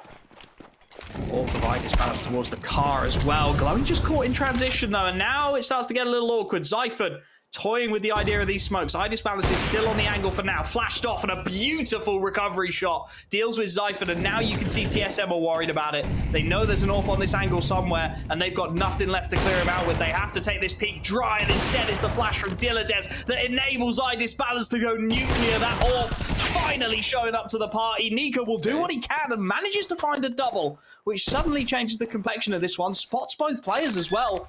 He's got all the information he could want, but he's going to go for the bomb plant. Taps it initially. Doesn't know that Klax has snuck up on him, and he will get the kill. Double digits for 9Pandas. And finally, their CT side rifles come in with a round. Did he maybe not spot the player on the long corner? I would have thought he did. I mean, it felt like maybe he expected Klax to fall back off it, which is fair enough. Yeah, still though, should have been at least slightly cautious of the ramp. He seemed to be fully focused on the jump up, hoping that someone would go for it maybe at the same time as the peak, but either way, he left himself completely open. It was a strange one, but it's not the end of the world for TSM. They do spend pretty much all of their economy into this round, unfortunately, so they need to go ahead and win it in return now. Otherwise, I think their chances are going to be running out, unfortunately, as Akar gets the trade on long. Jumps into the molly, willing to take the fight on the second, and that catches Klax understandably off guard. Long has been what's worked for them, and they're going to go for it again. This time, though, Shalfie on the fast flank has come good. 3 on 3. Dilladez, the timing on this is everything. There's so many angles to worry about, and he just picks the wrong one to hold on to. Valde with the kill. Balance is available on short. The smoke going to go down. A missed shot is just half a peak given up, and that's the round. CT economy just isn't there again to contest it, and this is the problem with Dust 2. We spoke about it as we started this second half. Once things start to spiral, it can be very, very difficult to stop the spin and to really grab control of things. And isolated rounds for the CT side is not the way to do it. 8 on the board for TSM. Balance and Shalfie will be desperate to try and hold on to their rifles here. And you've got to imagine TSM aren't going to hunt too hard either. Just 3 players alive. Not a lot of money left in the bank either. They'll want to keep their economy going in the right direction too.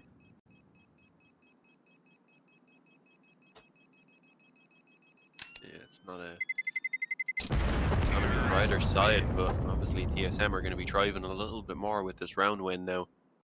9Pandas, they'll be tempted by the 2 weapons being saved forward to go for the force buy, and I mean, fair enough, they'll just about manage the rifle, maybe one weaker weapon in play. But if they lose that round at that point, then TSM do definitely tie the scoreline up at 10-10. Well, almost certainly.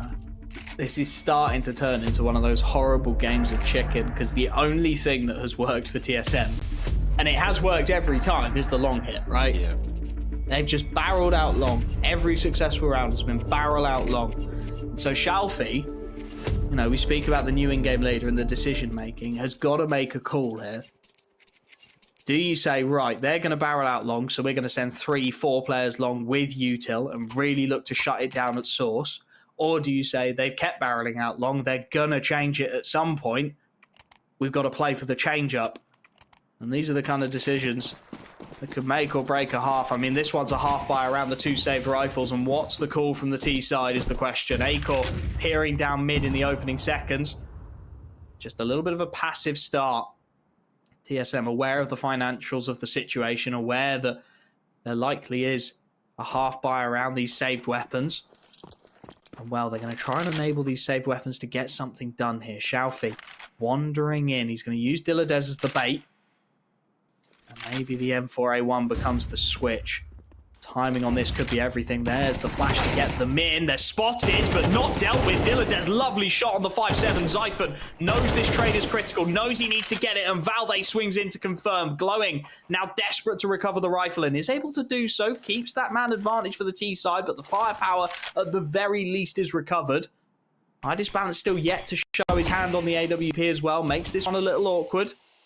Smoke towards the B doors, just hoping maybe to draw something out in the 3-on-3 as... Well, a kill towards mid has really swung this one in anyone's favour. Clax on the Deagle. In towards the mid doors, a rifle towards either site. And TSM aware that this round has to go their way. Knowing that this one was the save, this was the bits and bobs charity shot buy. They can't afford to lose to this with the full rifle buy coming next regardless. Max self-boosts onto short, wants to get this backstab moving quickly. Timing on this, the footsteps surely going to be heard here, and indeed, but it's iDisbalance in towards CT, looking for the timing shot, can't find it. Glowing in trouble now inside of that B-bomb site. 3 players coming at him, manages to isolate one, can't find the second, and that's the B-bomb site as Nico catches the rotation of Clax. And iDisbalance, he's just got to stay alive, there's no time. The clock has done it for 9Pandas, and the half buy will work. I mean, to lose it on time is just worst case scenario here for TSM. They barely have the economy to scrape together a buy now as well. Nico can drop one, thankfully, but they're still going to have one weaker weapon in play. Actually, no, I think they might be okay. Almost dropped the Valda. Acor can just about buy for himself, but instead of working their way towards a 10-10 scoreline off of the back of what should have been an easy round here and now, they're fighting to keep themselves alive. Back towards long. No, it's not going to be the play this time around. Instead, looks like it's more likely a fairly standard default. Go through the lower tunnels, maybe get that short control in a while. They're still heavy in the tunnels for now, but slowly working their way down into lower. A couple of players towards top mid as well to likely allow them to move down towards short pretty soon. Oh, look at this buy from 9Pandas. Shalfie picks up secondary orb. They are punishing in a major way here. I mean, it wasn't even on my radar that time would be an issue. TSM, big misstep, and now in trouble, under pressure. Glowing, edge of the smoke, able to find one. They want this mid-B split. Acor does very well amongst the flashes to find even a kill. And they look to bail out, they look to reset. The CTs were beautifully ready to receive that B split, so a good choice made. Question is, what can they do to double back? They've really not got any util here. One Molotov, one smoke. And it feels to me like they're more waiting for a CT mistake than looking to enable themselves to get into an angle here. iDisbalance on the long corner again. We've seen him have huge rounds from that position.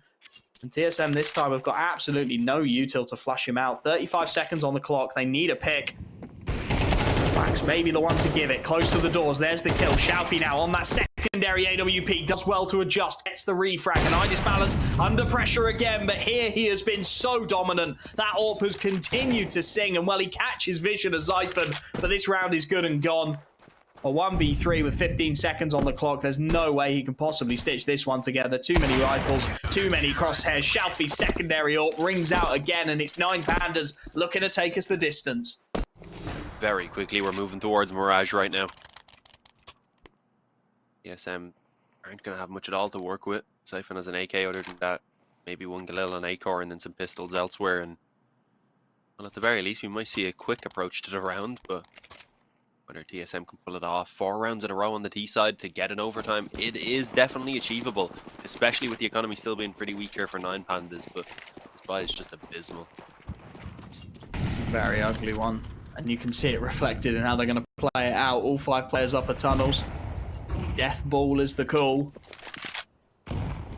There's a great position here to continue what has been a fantastic map for him. 21 and 12. He's been absolutely everywhere.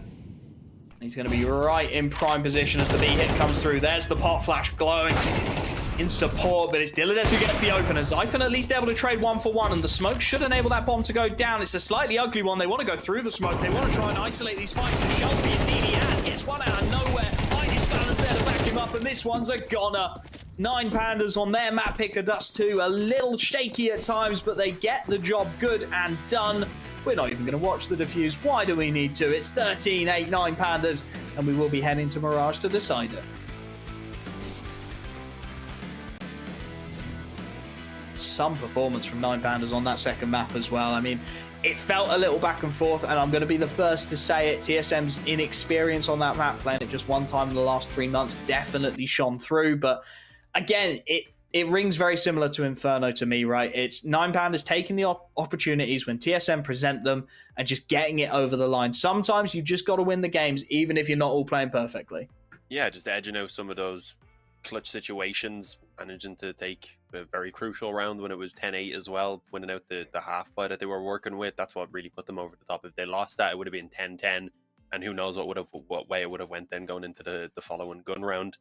So yeah, with that, we will of course have Mirage coming up. I do believe we can have a quick look maybe at the player stats, at the player to watch. It is glowing, of course, that we had chosen. Yeah. Not having great performances though, even with 9Pandas having a more successful game here.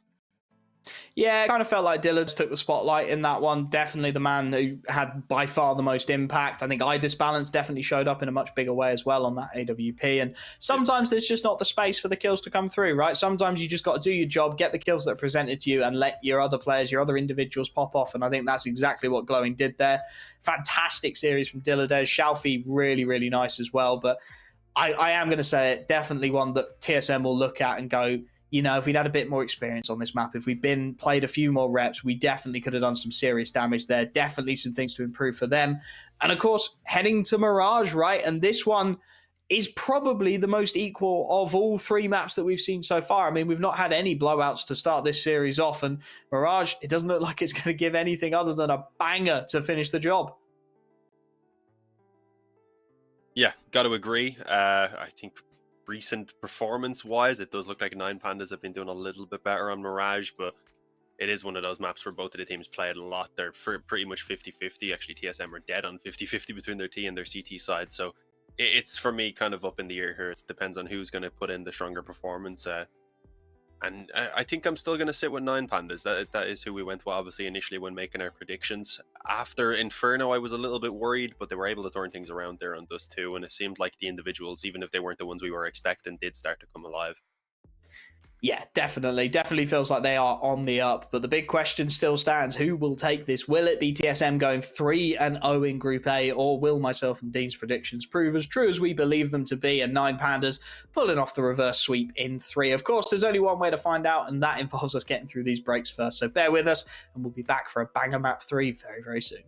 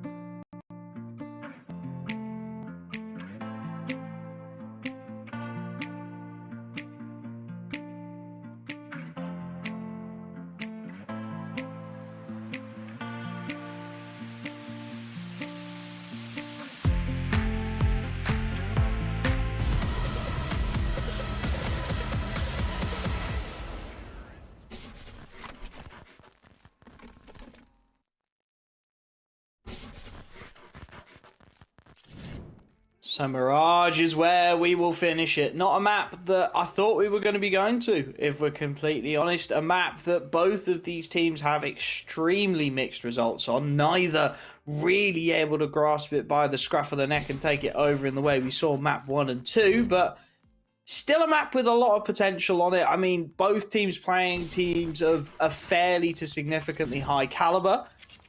Both times we've seen, but 9Pandas arguably, I think, playing the tougher opposition, playing the tougher game.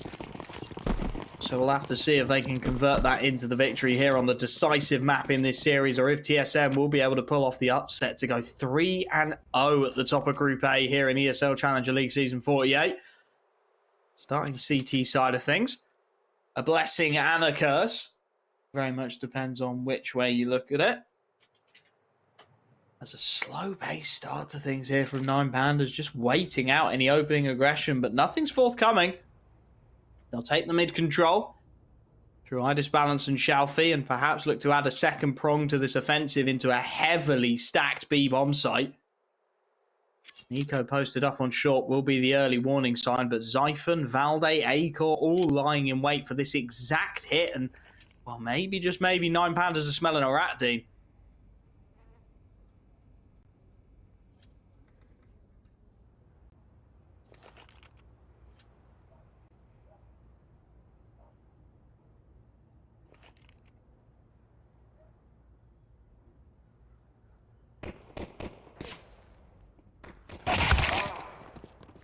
Oh.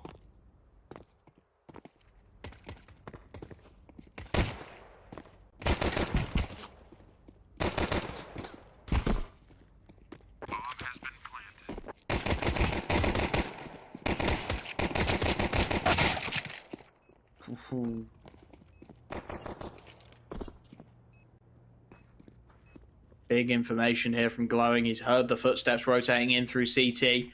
Smoke goes out. That'll isolate the bomb. There's a kit available here as well. Might just be the straight stick, and indeed, It looked to be initially. Zyphon now gets the shot, and indeed they will start to stick it out. Acor finding a big headshot inside of the smoke. Last man up is Dilladez desperately trying to get something done, but finally the stick comes through. Would have argued that Valde could have gone for that straight away with the smoke down, but he opts to get the kills instead before he finds the conversion. And well, it's a little scrappy, a little messy from TSM, but their setup works in the end. CT pistol is theirs. And with the bomb down, 9Pandas have a decision to make, and that decision looks like it's going to be force up.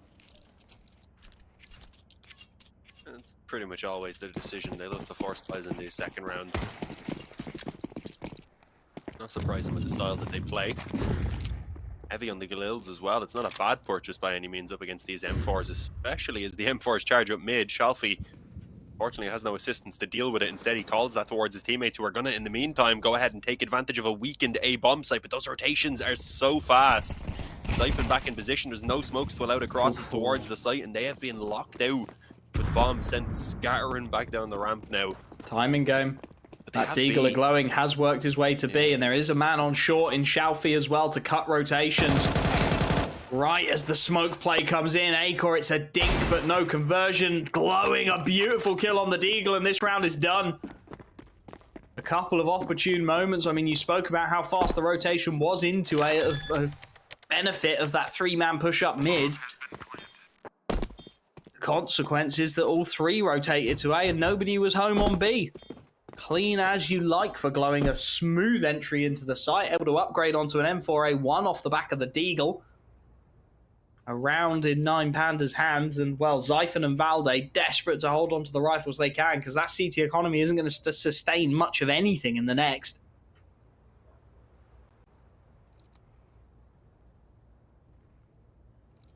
This is exactly the fight we wanted here on the final map of this best of three. Looks like we're going to have a bit of back and forth. A couple M4s are going to be at least carried forward, so there's something here for TSM to work with, but obviously their force buy isn't quite going to be on par with what we see in 9Panda field in this round. They'll be heavy on the utility here now on the T side to back up those Galils. Obviously an M4 retained. The Ledez should go straight towards the AK, I'd imagine. Maybe get one dropped over by a teammate just so he can get the full nades as well. And if they can deal with this force buy now that's going to come out around the couple of rifles, they'll have a chance to take that early T-side lead. Not the easiest thing in the world to do, of course. Zyphon and Valde, very capable. Yeah.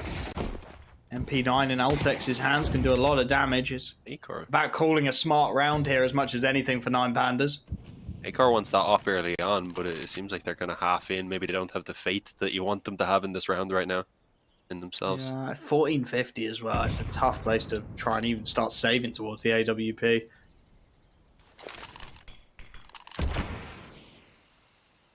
Mid control taken by 9Pandas. As you'd expect, a relatively passive opening. Just taking some initial control away from the CT side, bleeding out what little util they were able to invest into this round, and now starting to set themselves up.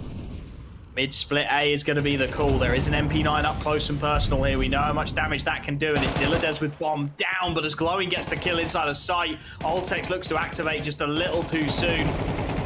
Leaves Zyphon an isolated figure. I mean, he's not been checked just yet. Been spamming every angle for all it's worth, but yet to really clear it out, as instead Shalfie's going to look to clear out CT, and well, they've cleared out everything here. Zyphon is the only man inside of sight, so he'll go 1-for-1, but it's job done.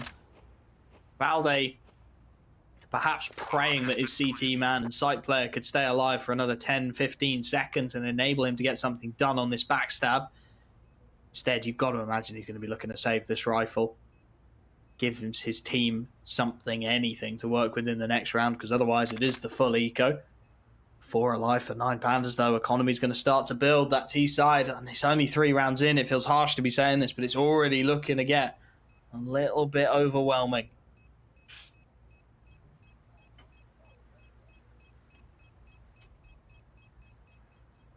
Yeah, Valve is just clinging desperately to the same M4. 9Pandas taking a very convincing round as well, which is what they wanted. Only Clax dies. This time likely you do see an eco around the M4. I don't think they're going to force it again. That would be a crazy idea. Likely giving up a third round and then fighting to try and get back on their feet afterwards. But with a hero M4, there is always something to be said. Bit of utility with the flash as well. Maybe give that to a teammate. And use that for you, preferably. Yeah, not even a single pistol being purchased up otherwise.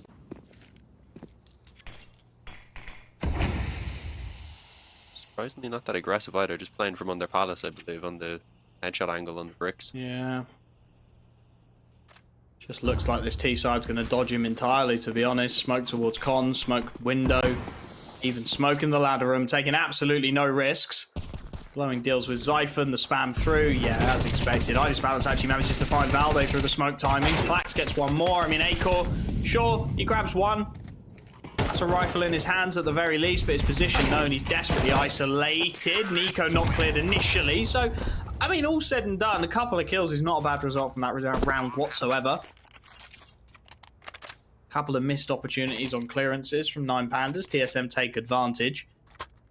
Gonna need a lot more where that came from, though. Even with the reinvestment on 3, the economy's set for at least a buy after this from 9Pandas, regardless of the outcome of this round, whereas for TSM, it is panic stations. They've bought, but they've spent everything. 4 players without head armor, no defuse kits on the board whatsoever.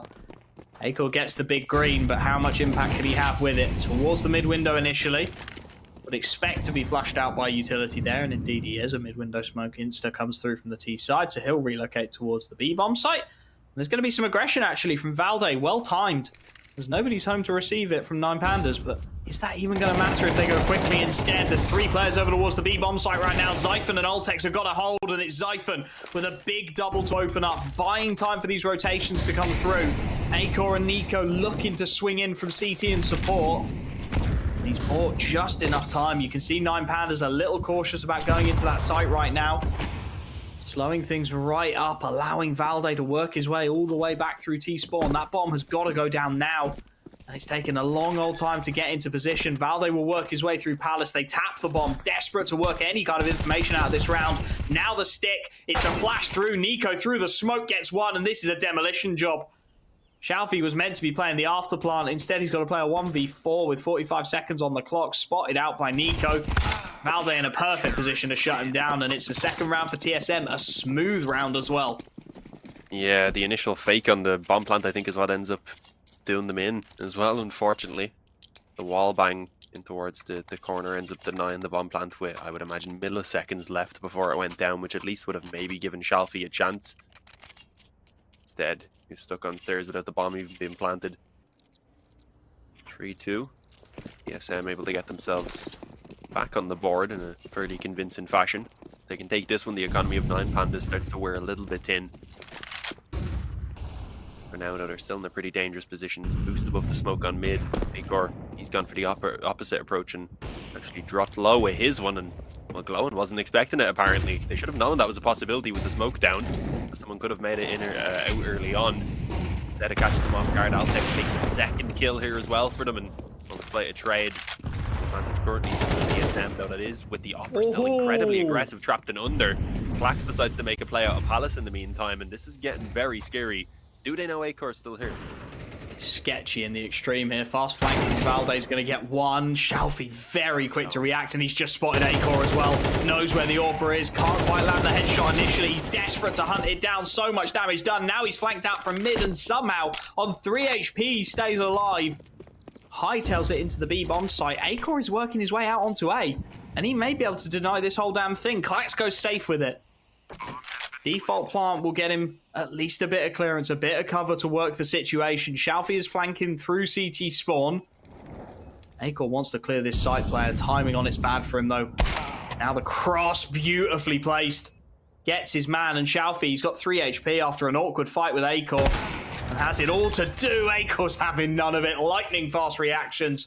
TSM are up for a fight here, Dean. Yeah, they're not going to let this one be an easy one at all. 9Pandas. Thought they had it easy after the first couple of rounds, perhaps. Close one, though. Only 2 players left standing. It'll cost them everything to get the reinvestment once again. As I said, 9Pandas are finally running low on the economy themselves, but with the bomb plant at least going down, they've got some rifles. They clearly have the willpower as well to go for this and try and again put up a bit of a fight. I thought we were going to see the op for a second. It was purchased, and sold, so a weapon could be dropped over instead, I believe. Or maybe not. No, Bounce is just hanging on to the extra cash. We're looking at probably a quicker round here. Straight out towards middle. I'm not going to be going for any boosts over the smoke this time around. Maybe expecting the same level of aggression towards under. Not happening though. It's actually TSM heavily stacked towards the bomb sites themselves.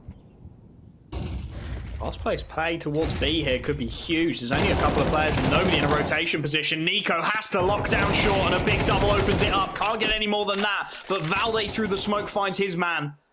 And with 3 kills inside of the site itself, all Valde's got to do is stay alive. He waits for the flashbang, perfectly placed by Zyphon. And the round is good and gone. It's very scrappy, but the CT side are up for the challenge. Nico, we know what an accomplished rifler he can be. Altex clears up. And that is a huge double kill. If he goes down early there, Valde is desperately isolated inside of the B bomb site. Had to stay alive, had to buy time for the rotations. We saw it from Valde and Nico on map 1, B site Inferno. This time it's B site Mirage. They do the exact same job.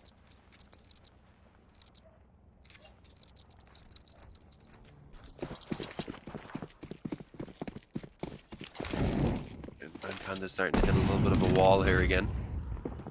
The hero AK fried his balance. That's why he saved a bit of money in the previous round, perhaps, in case it didn't go too well. Other than that, though, it is just clocks to work with.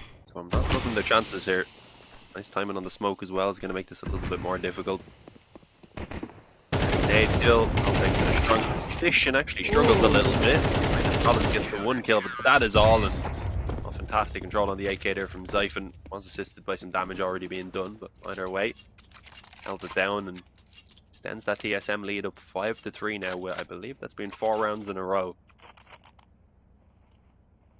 9Pandas. Don't want to start having something to say once again, otherwise it's going to get out of hand. Yeah, their individuals have gone a little quiet, and I think some of the big players for TSM are really started to step up. Zyphon 9-4, Valde 6-1.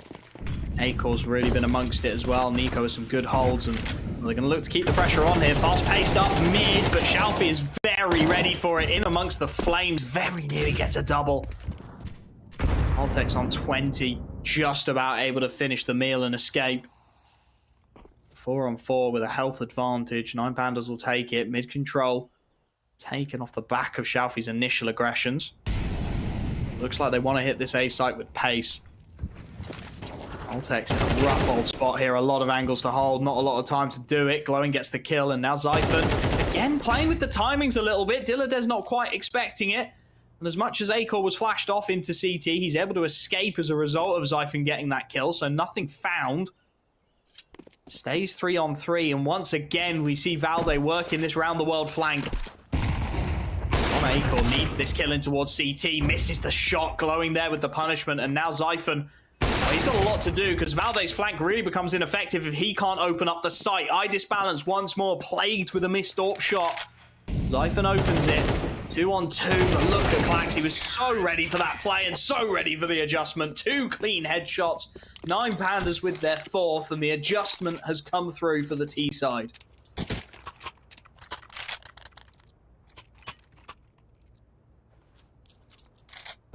The end of TSM by any means. 9Pandas are on the T side. If they can claw it back and bring it up to 6 rounds even, potentially still to 7, then they'll be in a fantastic position despite the struggle they've had throughout the middle of this half. First though, definitely too early to celebrate yet. Just about affording their bye here again.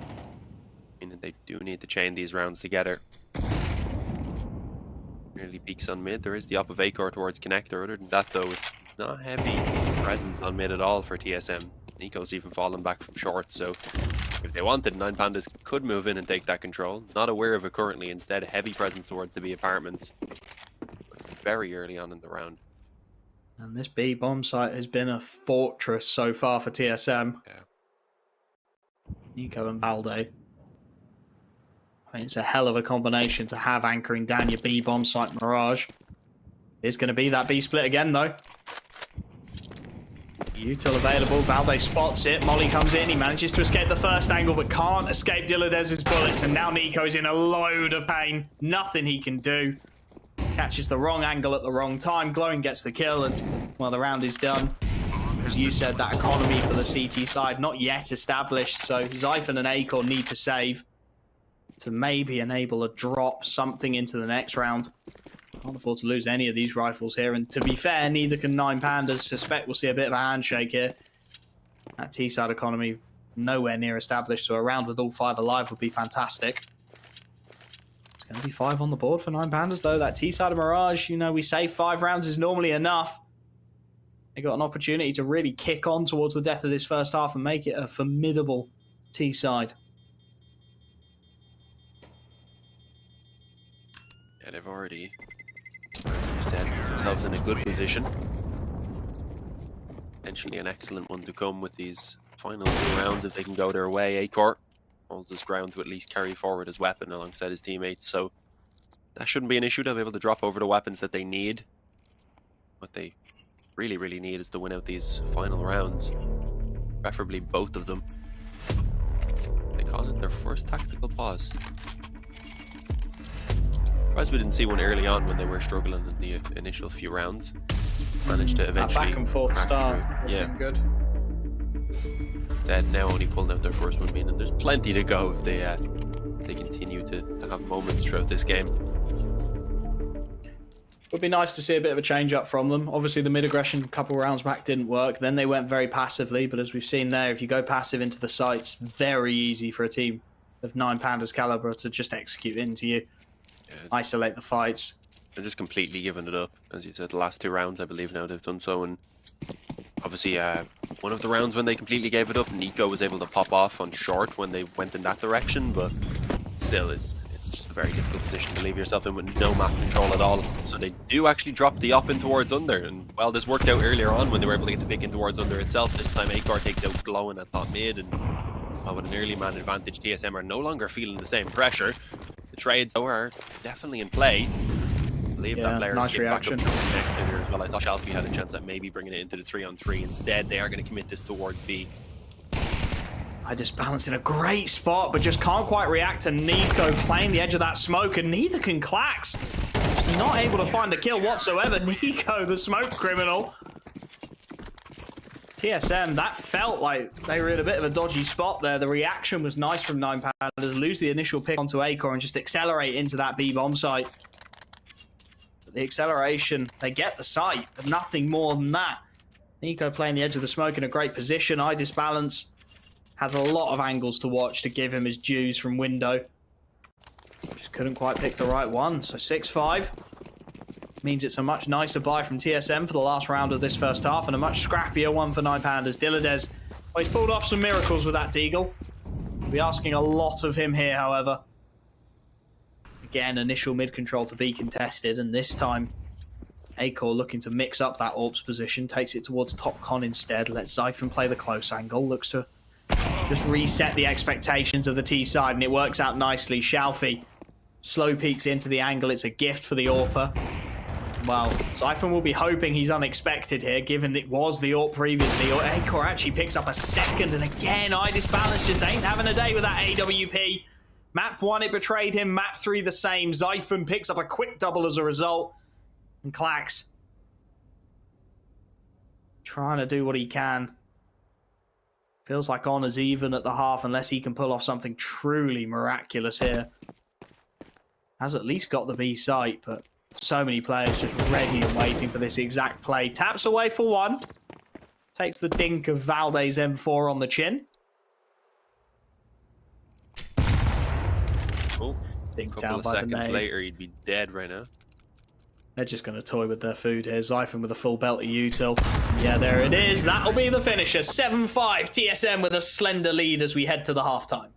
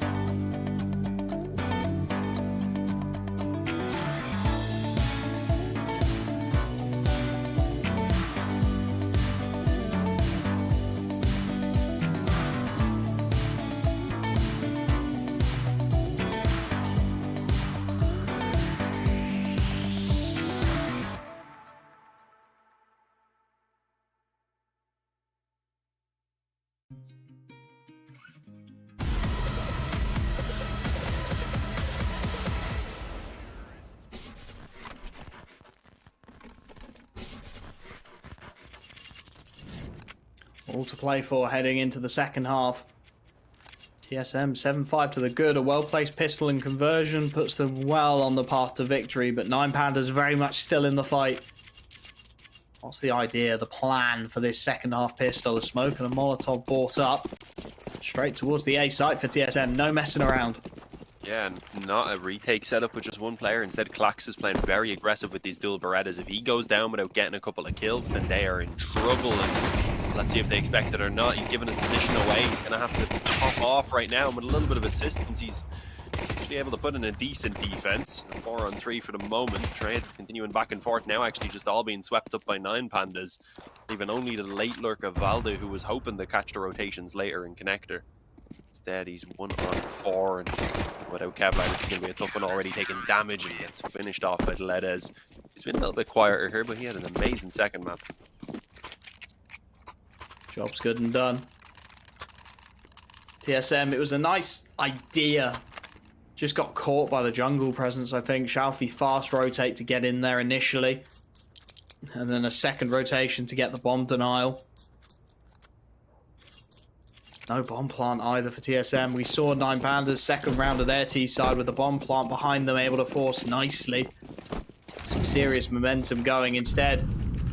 TSM, a very different picture. Full eco. Blocks across the board and, well, farming time for the CT side. Diladez wants to be a little careful here and realizes it. Looks to let the MP9s do the heavy lifting. And that's the smart play. I disbalance. He'll want that big green in his hands. Try and put to bed some of the problems he had on the T side. Had a fantastic map too, so we'll really be feeling like he can just get back into this on the CT side. Up, straight into it as well. No messing about as the rifles come out for TSM.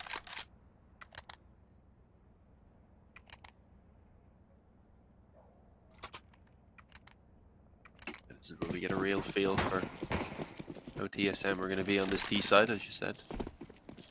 All rifles on both sides, bar an MP9 for Klax. Early contact likely to be found here around mid. No, actually, I thought the Ledez was playing a little bit more aggressively in connector. I think just dropped the smoke and decided to fall back off. Watch that short push instead, and well, TSM aren't going to do much with that mid control themselves either. Just leaving the one player, immediately sending everyone back around towards A, and this is with still nearly a minute and a half on the clock. It's very early to be making such a decision. They will be heading towards a heavily stacked A bomb site as well. 9Pandas just not feeling the pressure at the moment. Not feeling anything in towards mid. Glowing's got no signs at B, so they'll keep the stack on A. Util going to come over the top. I just balance flashed off his angle, hangs around a little while and hits the freebie onto Zyphon. Now the MP9 looks to activate. Altez is ready for it. And a quick couple of trades actually gives a decent enough position over to the T side. Shalfie does well to react. Catches Valde, and now the problem is for Nico. Very similar to how Valde in the pistol. He's got to work his way into the site where realistically he wanted to be the lurk. Instead, 2-on-3, he's got to start clearing some of these corners. A fight inside of the site. They're trying to deny the plant, and it's given Acor half an opening. Glowing goes down.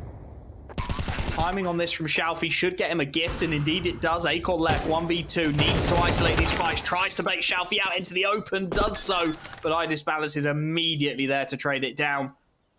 CT side keeps on trucking for 9Pandas. They have the lead at 8-7. It cost them nearly everything. They won't mind that one bit.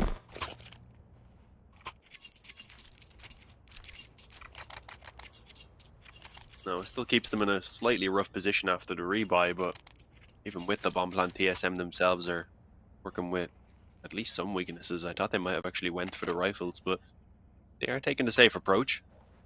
Because if they went for the force buy and that didn't pay off, 9Pandas would be heading up to double digits already, so trying to avoid putting themselves in that situation.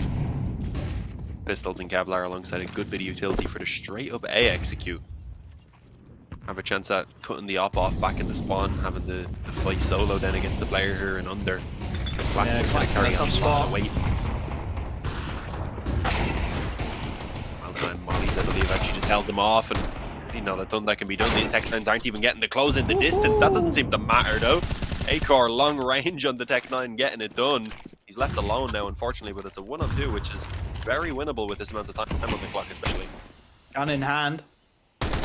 Some decisions to make. Wants to try and isolate the fight. Glowing is giving him no space, though. Fades through the smoke. Sketchy round for 9Pandas. Clack's initially fully blind, getting a kill. Ultex immediately getting a fully blind trade. Just a bit of chaos inside of the site, but that's what TSM were looking for realistically.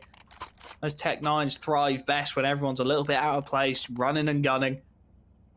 Good damage found. Unfortunate not to get the bomb plant down as well. Would have done a fantastic job for the economy. Still able to buy strongly though. And at 9-7, a big swing round starts to come through. Full buy, of course, for the CT side, but limited finances behind it. Kitchen sink for TSM to try and change the picture. Reaction is immediate mid-control from 9Pandas. Shafi and Glowing. In fact, Dilladez as well, just looking to completely clear out the angles. And, well, TSM have given up shop.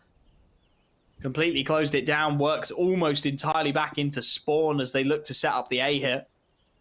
Black's under a lot of pressure here, though. Yeah, this time in a position where you can at least fall back and try and stay alive for the retake to be played, perhaps.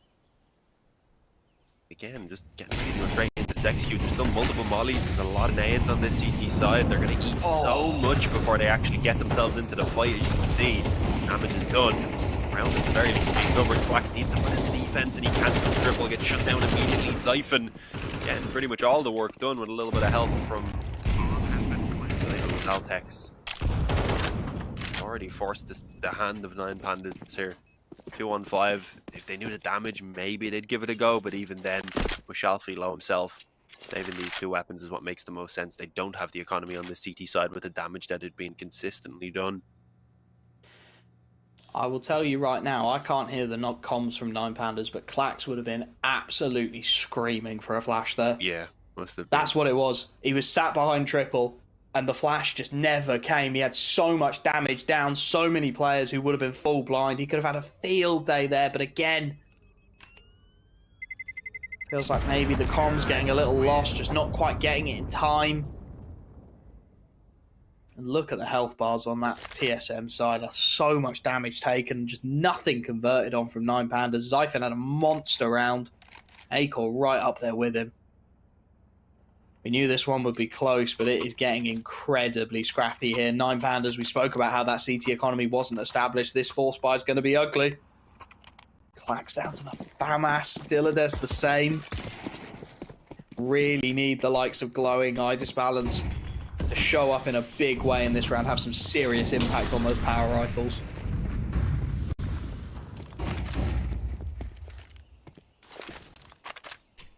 Super heavy A presence from 9Pandas. Expecting maybe another straight up ramp execute, but instead it's one player there, everyone else focused in on mid for TSM.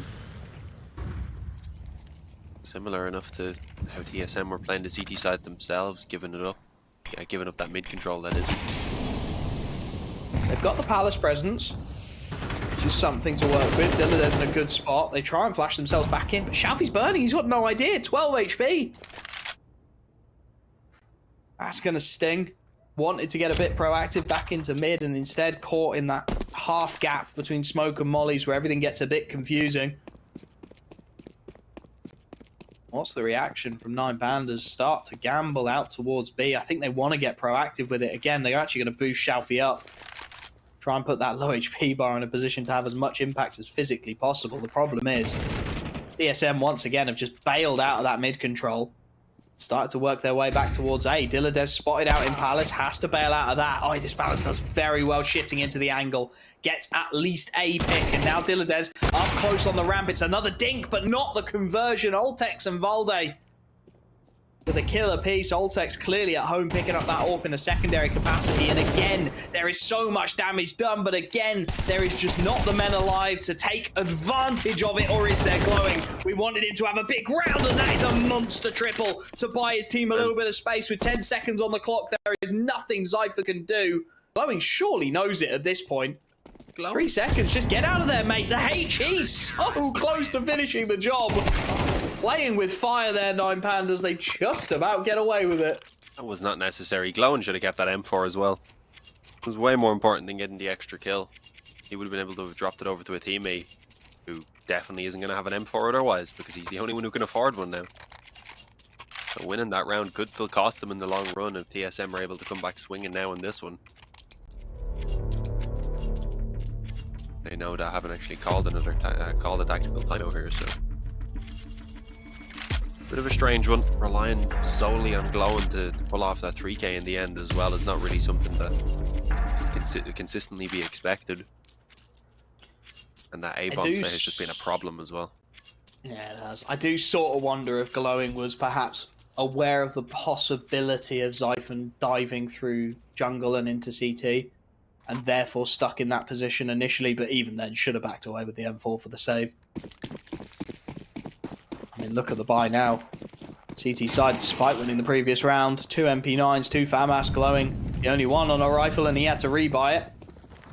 There, that's a TSM, who have got everything they could ever want for Christmas. Glowing trying to be proactive, trying to get that rifle working for him early on. Now looks to send the MP9 in. Nice flashbang. Xiphon in a good position in mid. Will get one back though, and Shalfie, he's only able to go 1-for-1. Nico does have the bomb here, so if he goes down, it's trouble, but instead, it's another monster headshot that leaves Idis Balance in a world of pain. Desperately hiding behind back bench. Flax is trying to shift his way back towards A to cover for the bomb, making its way back over there, but Valde has read that like a book, and now Idis Balance, I mean, yeah, just outmaneuvered by the calling on TSM. They have 9, they have the economy, they have everything swinging back their way at what may well be the critical moment.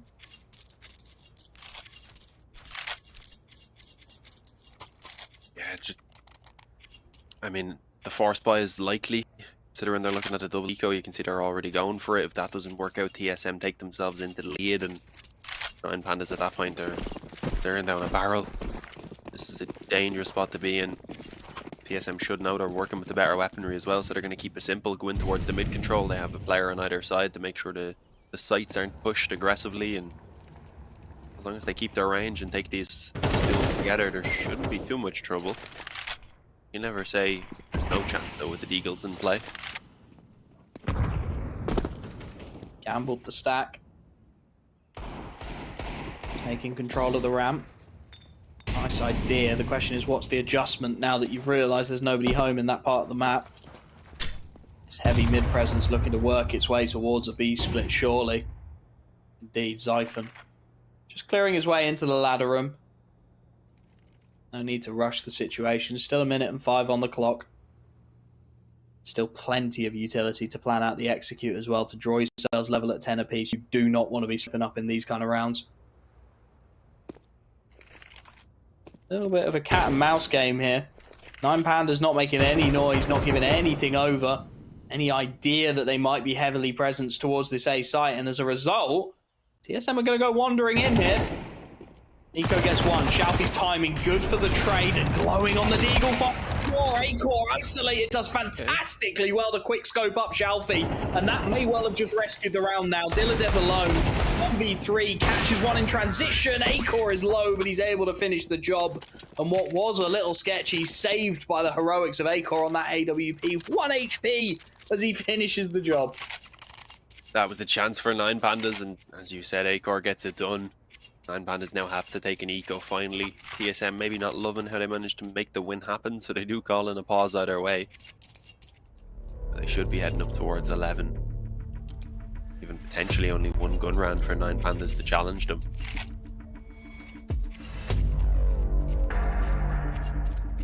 Acor overall has had some really good moments. Played well on Inferno as well. Xiphon, recall how he played. I think he was a bit quieter on both previous maps, but definitely showing really up now. Coming.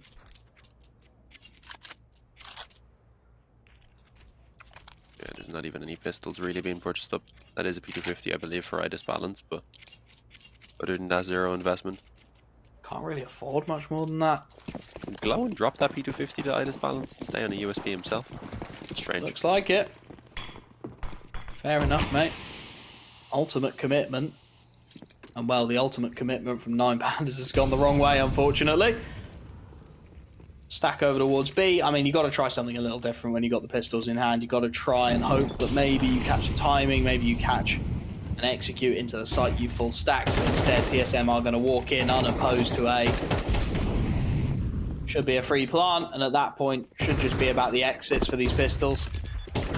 imagine we'll see too much of a hunt here. I mean, Zyphon is wandering into a flashbang here. Valde, he's able to back his mate up without too many problems. So just the one kill goes down. Valde down to 3 HP, but he finishes the job regardless. TSM have their 11th, and this is it. 9Pandas do or die time. Yeah, no op available, limited utility. I don't even think they're going to have a kit. Yeah, they don't. This is not the sort of buy you want when it's pretty much last chances. A little bit of typing in chat. I thought that might have been another pause being called, but not quite. Instead, we are continuing on right into the action. What's the play from 9Pandas? Yeah, looked like they were sending 2 towards window, so they are going to go for a little bit of mid-aggression.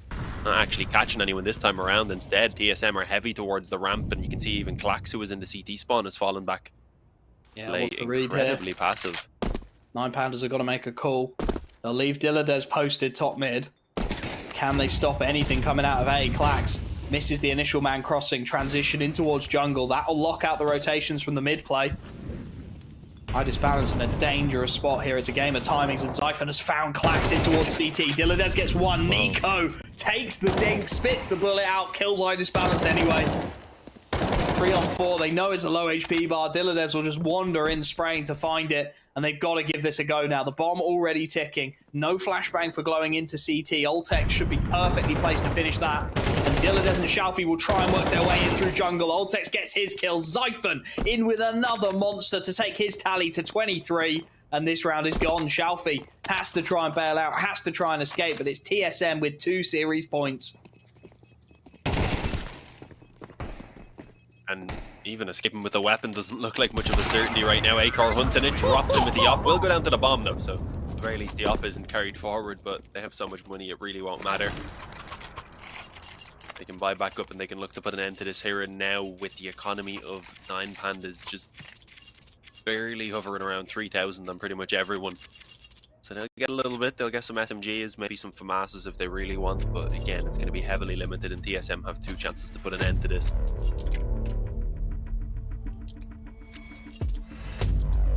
Been a really beautiful Mirage from them. Zyphon's played out of his skin. Acor's found a real new level. Just doing the simple things right on TSM. It's not been much more complicated than that, but after a tough second map, to lose it in the way they did, we said, you know, they looked like if maybe they were 5% warmer, if they had a little bit more to go on, could have been a different picture. The bounce back into this, and the T side calling in this as well. Really been excellent. Kept 9Pandas on the ropes, and they are well on the ropes here. 2 MP9s, a FAMAS, a Scout, and a lonely M4 for Dilladez. Just lacking the firepower a little bit, 9Pandas. Nobody showing up, taking the game by the scruff of the neck, and that's what they desperately need here. Gone for the standard, 2 towards B, 3 on A, nobody in mid. Completely conceding that portion of the map. It's not gone well for them trying to take it. TSM happy to slow play this one. Yeah, they know that it's 9Pandas who are feeling all of the pressure right now. Waiting to see if 9Pandas are going to make that first move, as they themselves instead just slowly inch forward, taking control. They're going to get a player in connector. They could have someone up on short as well. You can see already that towards both of these bomb sites, they're a little bit worried about what's going on mid. A little bit of damage being dealt out by the scout from iDisbalance is not a terrible start here, especially with the weaker weapons in play. Follow-up shot onto Altex, but the kills initially going the way of TSM, but so much damage has been done. This is getting really tough now. Dilladez on 9 HP inside of the site. Klax stuck in sandwich on that MP9. Nothing he can do. Surely nothing for Dilladez here either, and indeed there isn't. Glowing and Shalfie, I mean, there's damage on the board, but how much can they realistically expect to capitalize in a 2-on-5? Trying to fake the smoke. There's one. Shalfie trying to be the hero here. A quick double on the FAMAS has made it feel a little bit more viable with an MP9 in the hands of Glowing. Acor is on a long old flank, but he's well positioned for the afterplant now.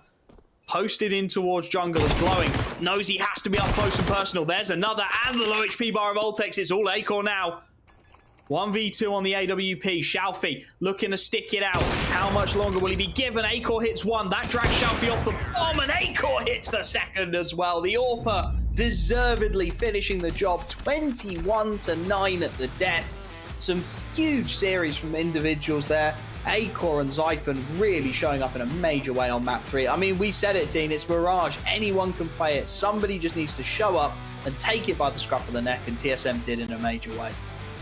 Yeah, helping prove us both wrong. We had both initially, of course, gone with the prediction of 9Pandas. We thought they were going to inch it out. We figured, okay, yeah, I'm sure both teams have suffered changes lately, have been dealing with changes rather. But we thought 9Pandas would maybe have the upper hand with only Shelfie being the new man coming in. But as you said, he's calling, and that seems to be a bigger change perhaps for them to deal with than maybe they were expecting, because a lot of the individuals are falling flat when I don't think they should be. TSM, on the other hand, they were thriving from each map. It seems like we had different players stepping up. Obviously, Zyphon there in that final map. Acor played fantastic on both Inferno and there on Mirage. Valda had his moments as well. Altex had some really great plays. It's just a team that I'm looking forward to seeing more of now. Yeah, we can take a look at the player stats for Glowing, but of course he was just a little bit quiet heading into map 3. Yeah. It feels, I think you're dead right. It feels like the cogs aren't quite meshing right? They're spinning, but they're just not combining in the right ways. And I mean, like that round with Clax begging for a flashbang, it just really summarizes it. They're in the right positions. They're getting the damage early, but they're just not quite getting those conversions, not quite putting themselves in the right positions to finish the job. So, I mean, for them, this is starting to turn into a very rough season of ECL. I mean, 1 and 2 at this point, they're going to probably drop out of the upper. You'd still expect them to survive nicely in the middle. And of course, if you end up in that mid group, more often than not, you're staying in ECL. So they won't, I think, be too stressed about that just yet. But of course, TSM, now 3-0, basically nailed on to be staying in ECL. We'll be looking for a strong run to stay in the high group going into stage 2. And, well, you've got to imagine teams like 3D Max will be hot on their tail.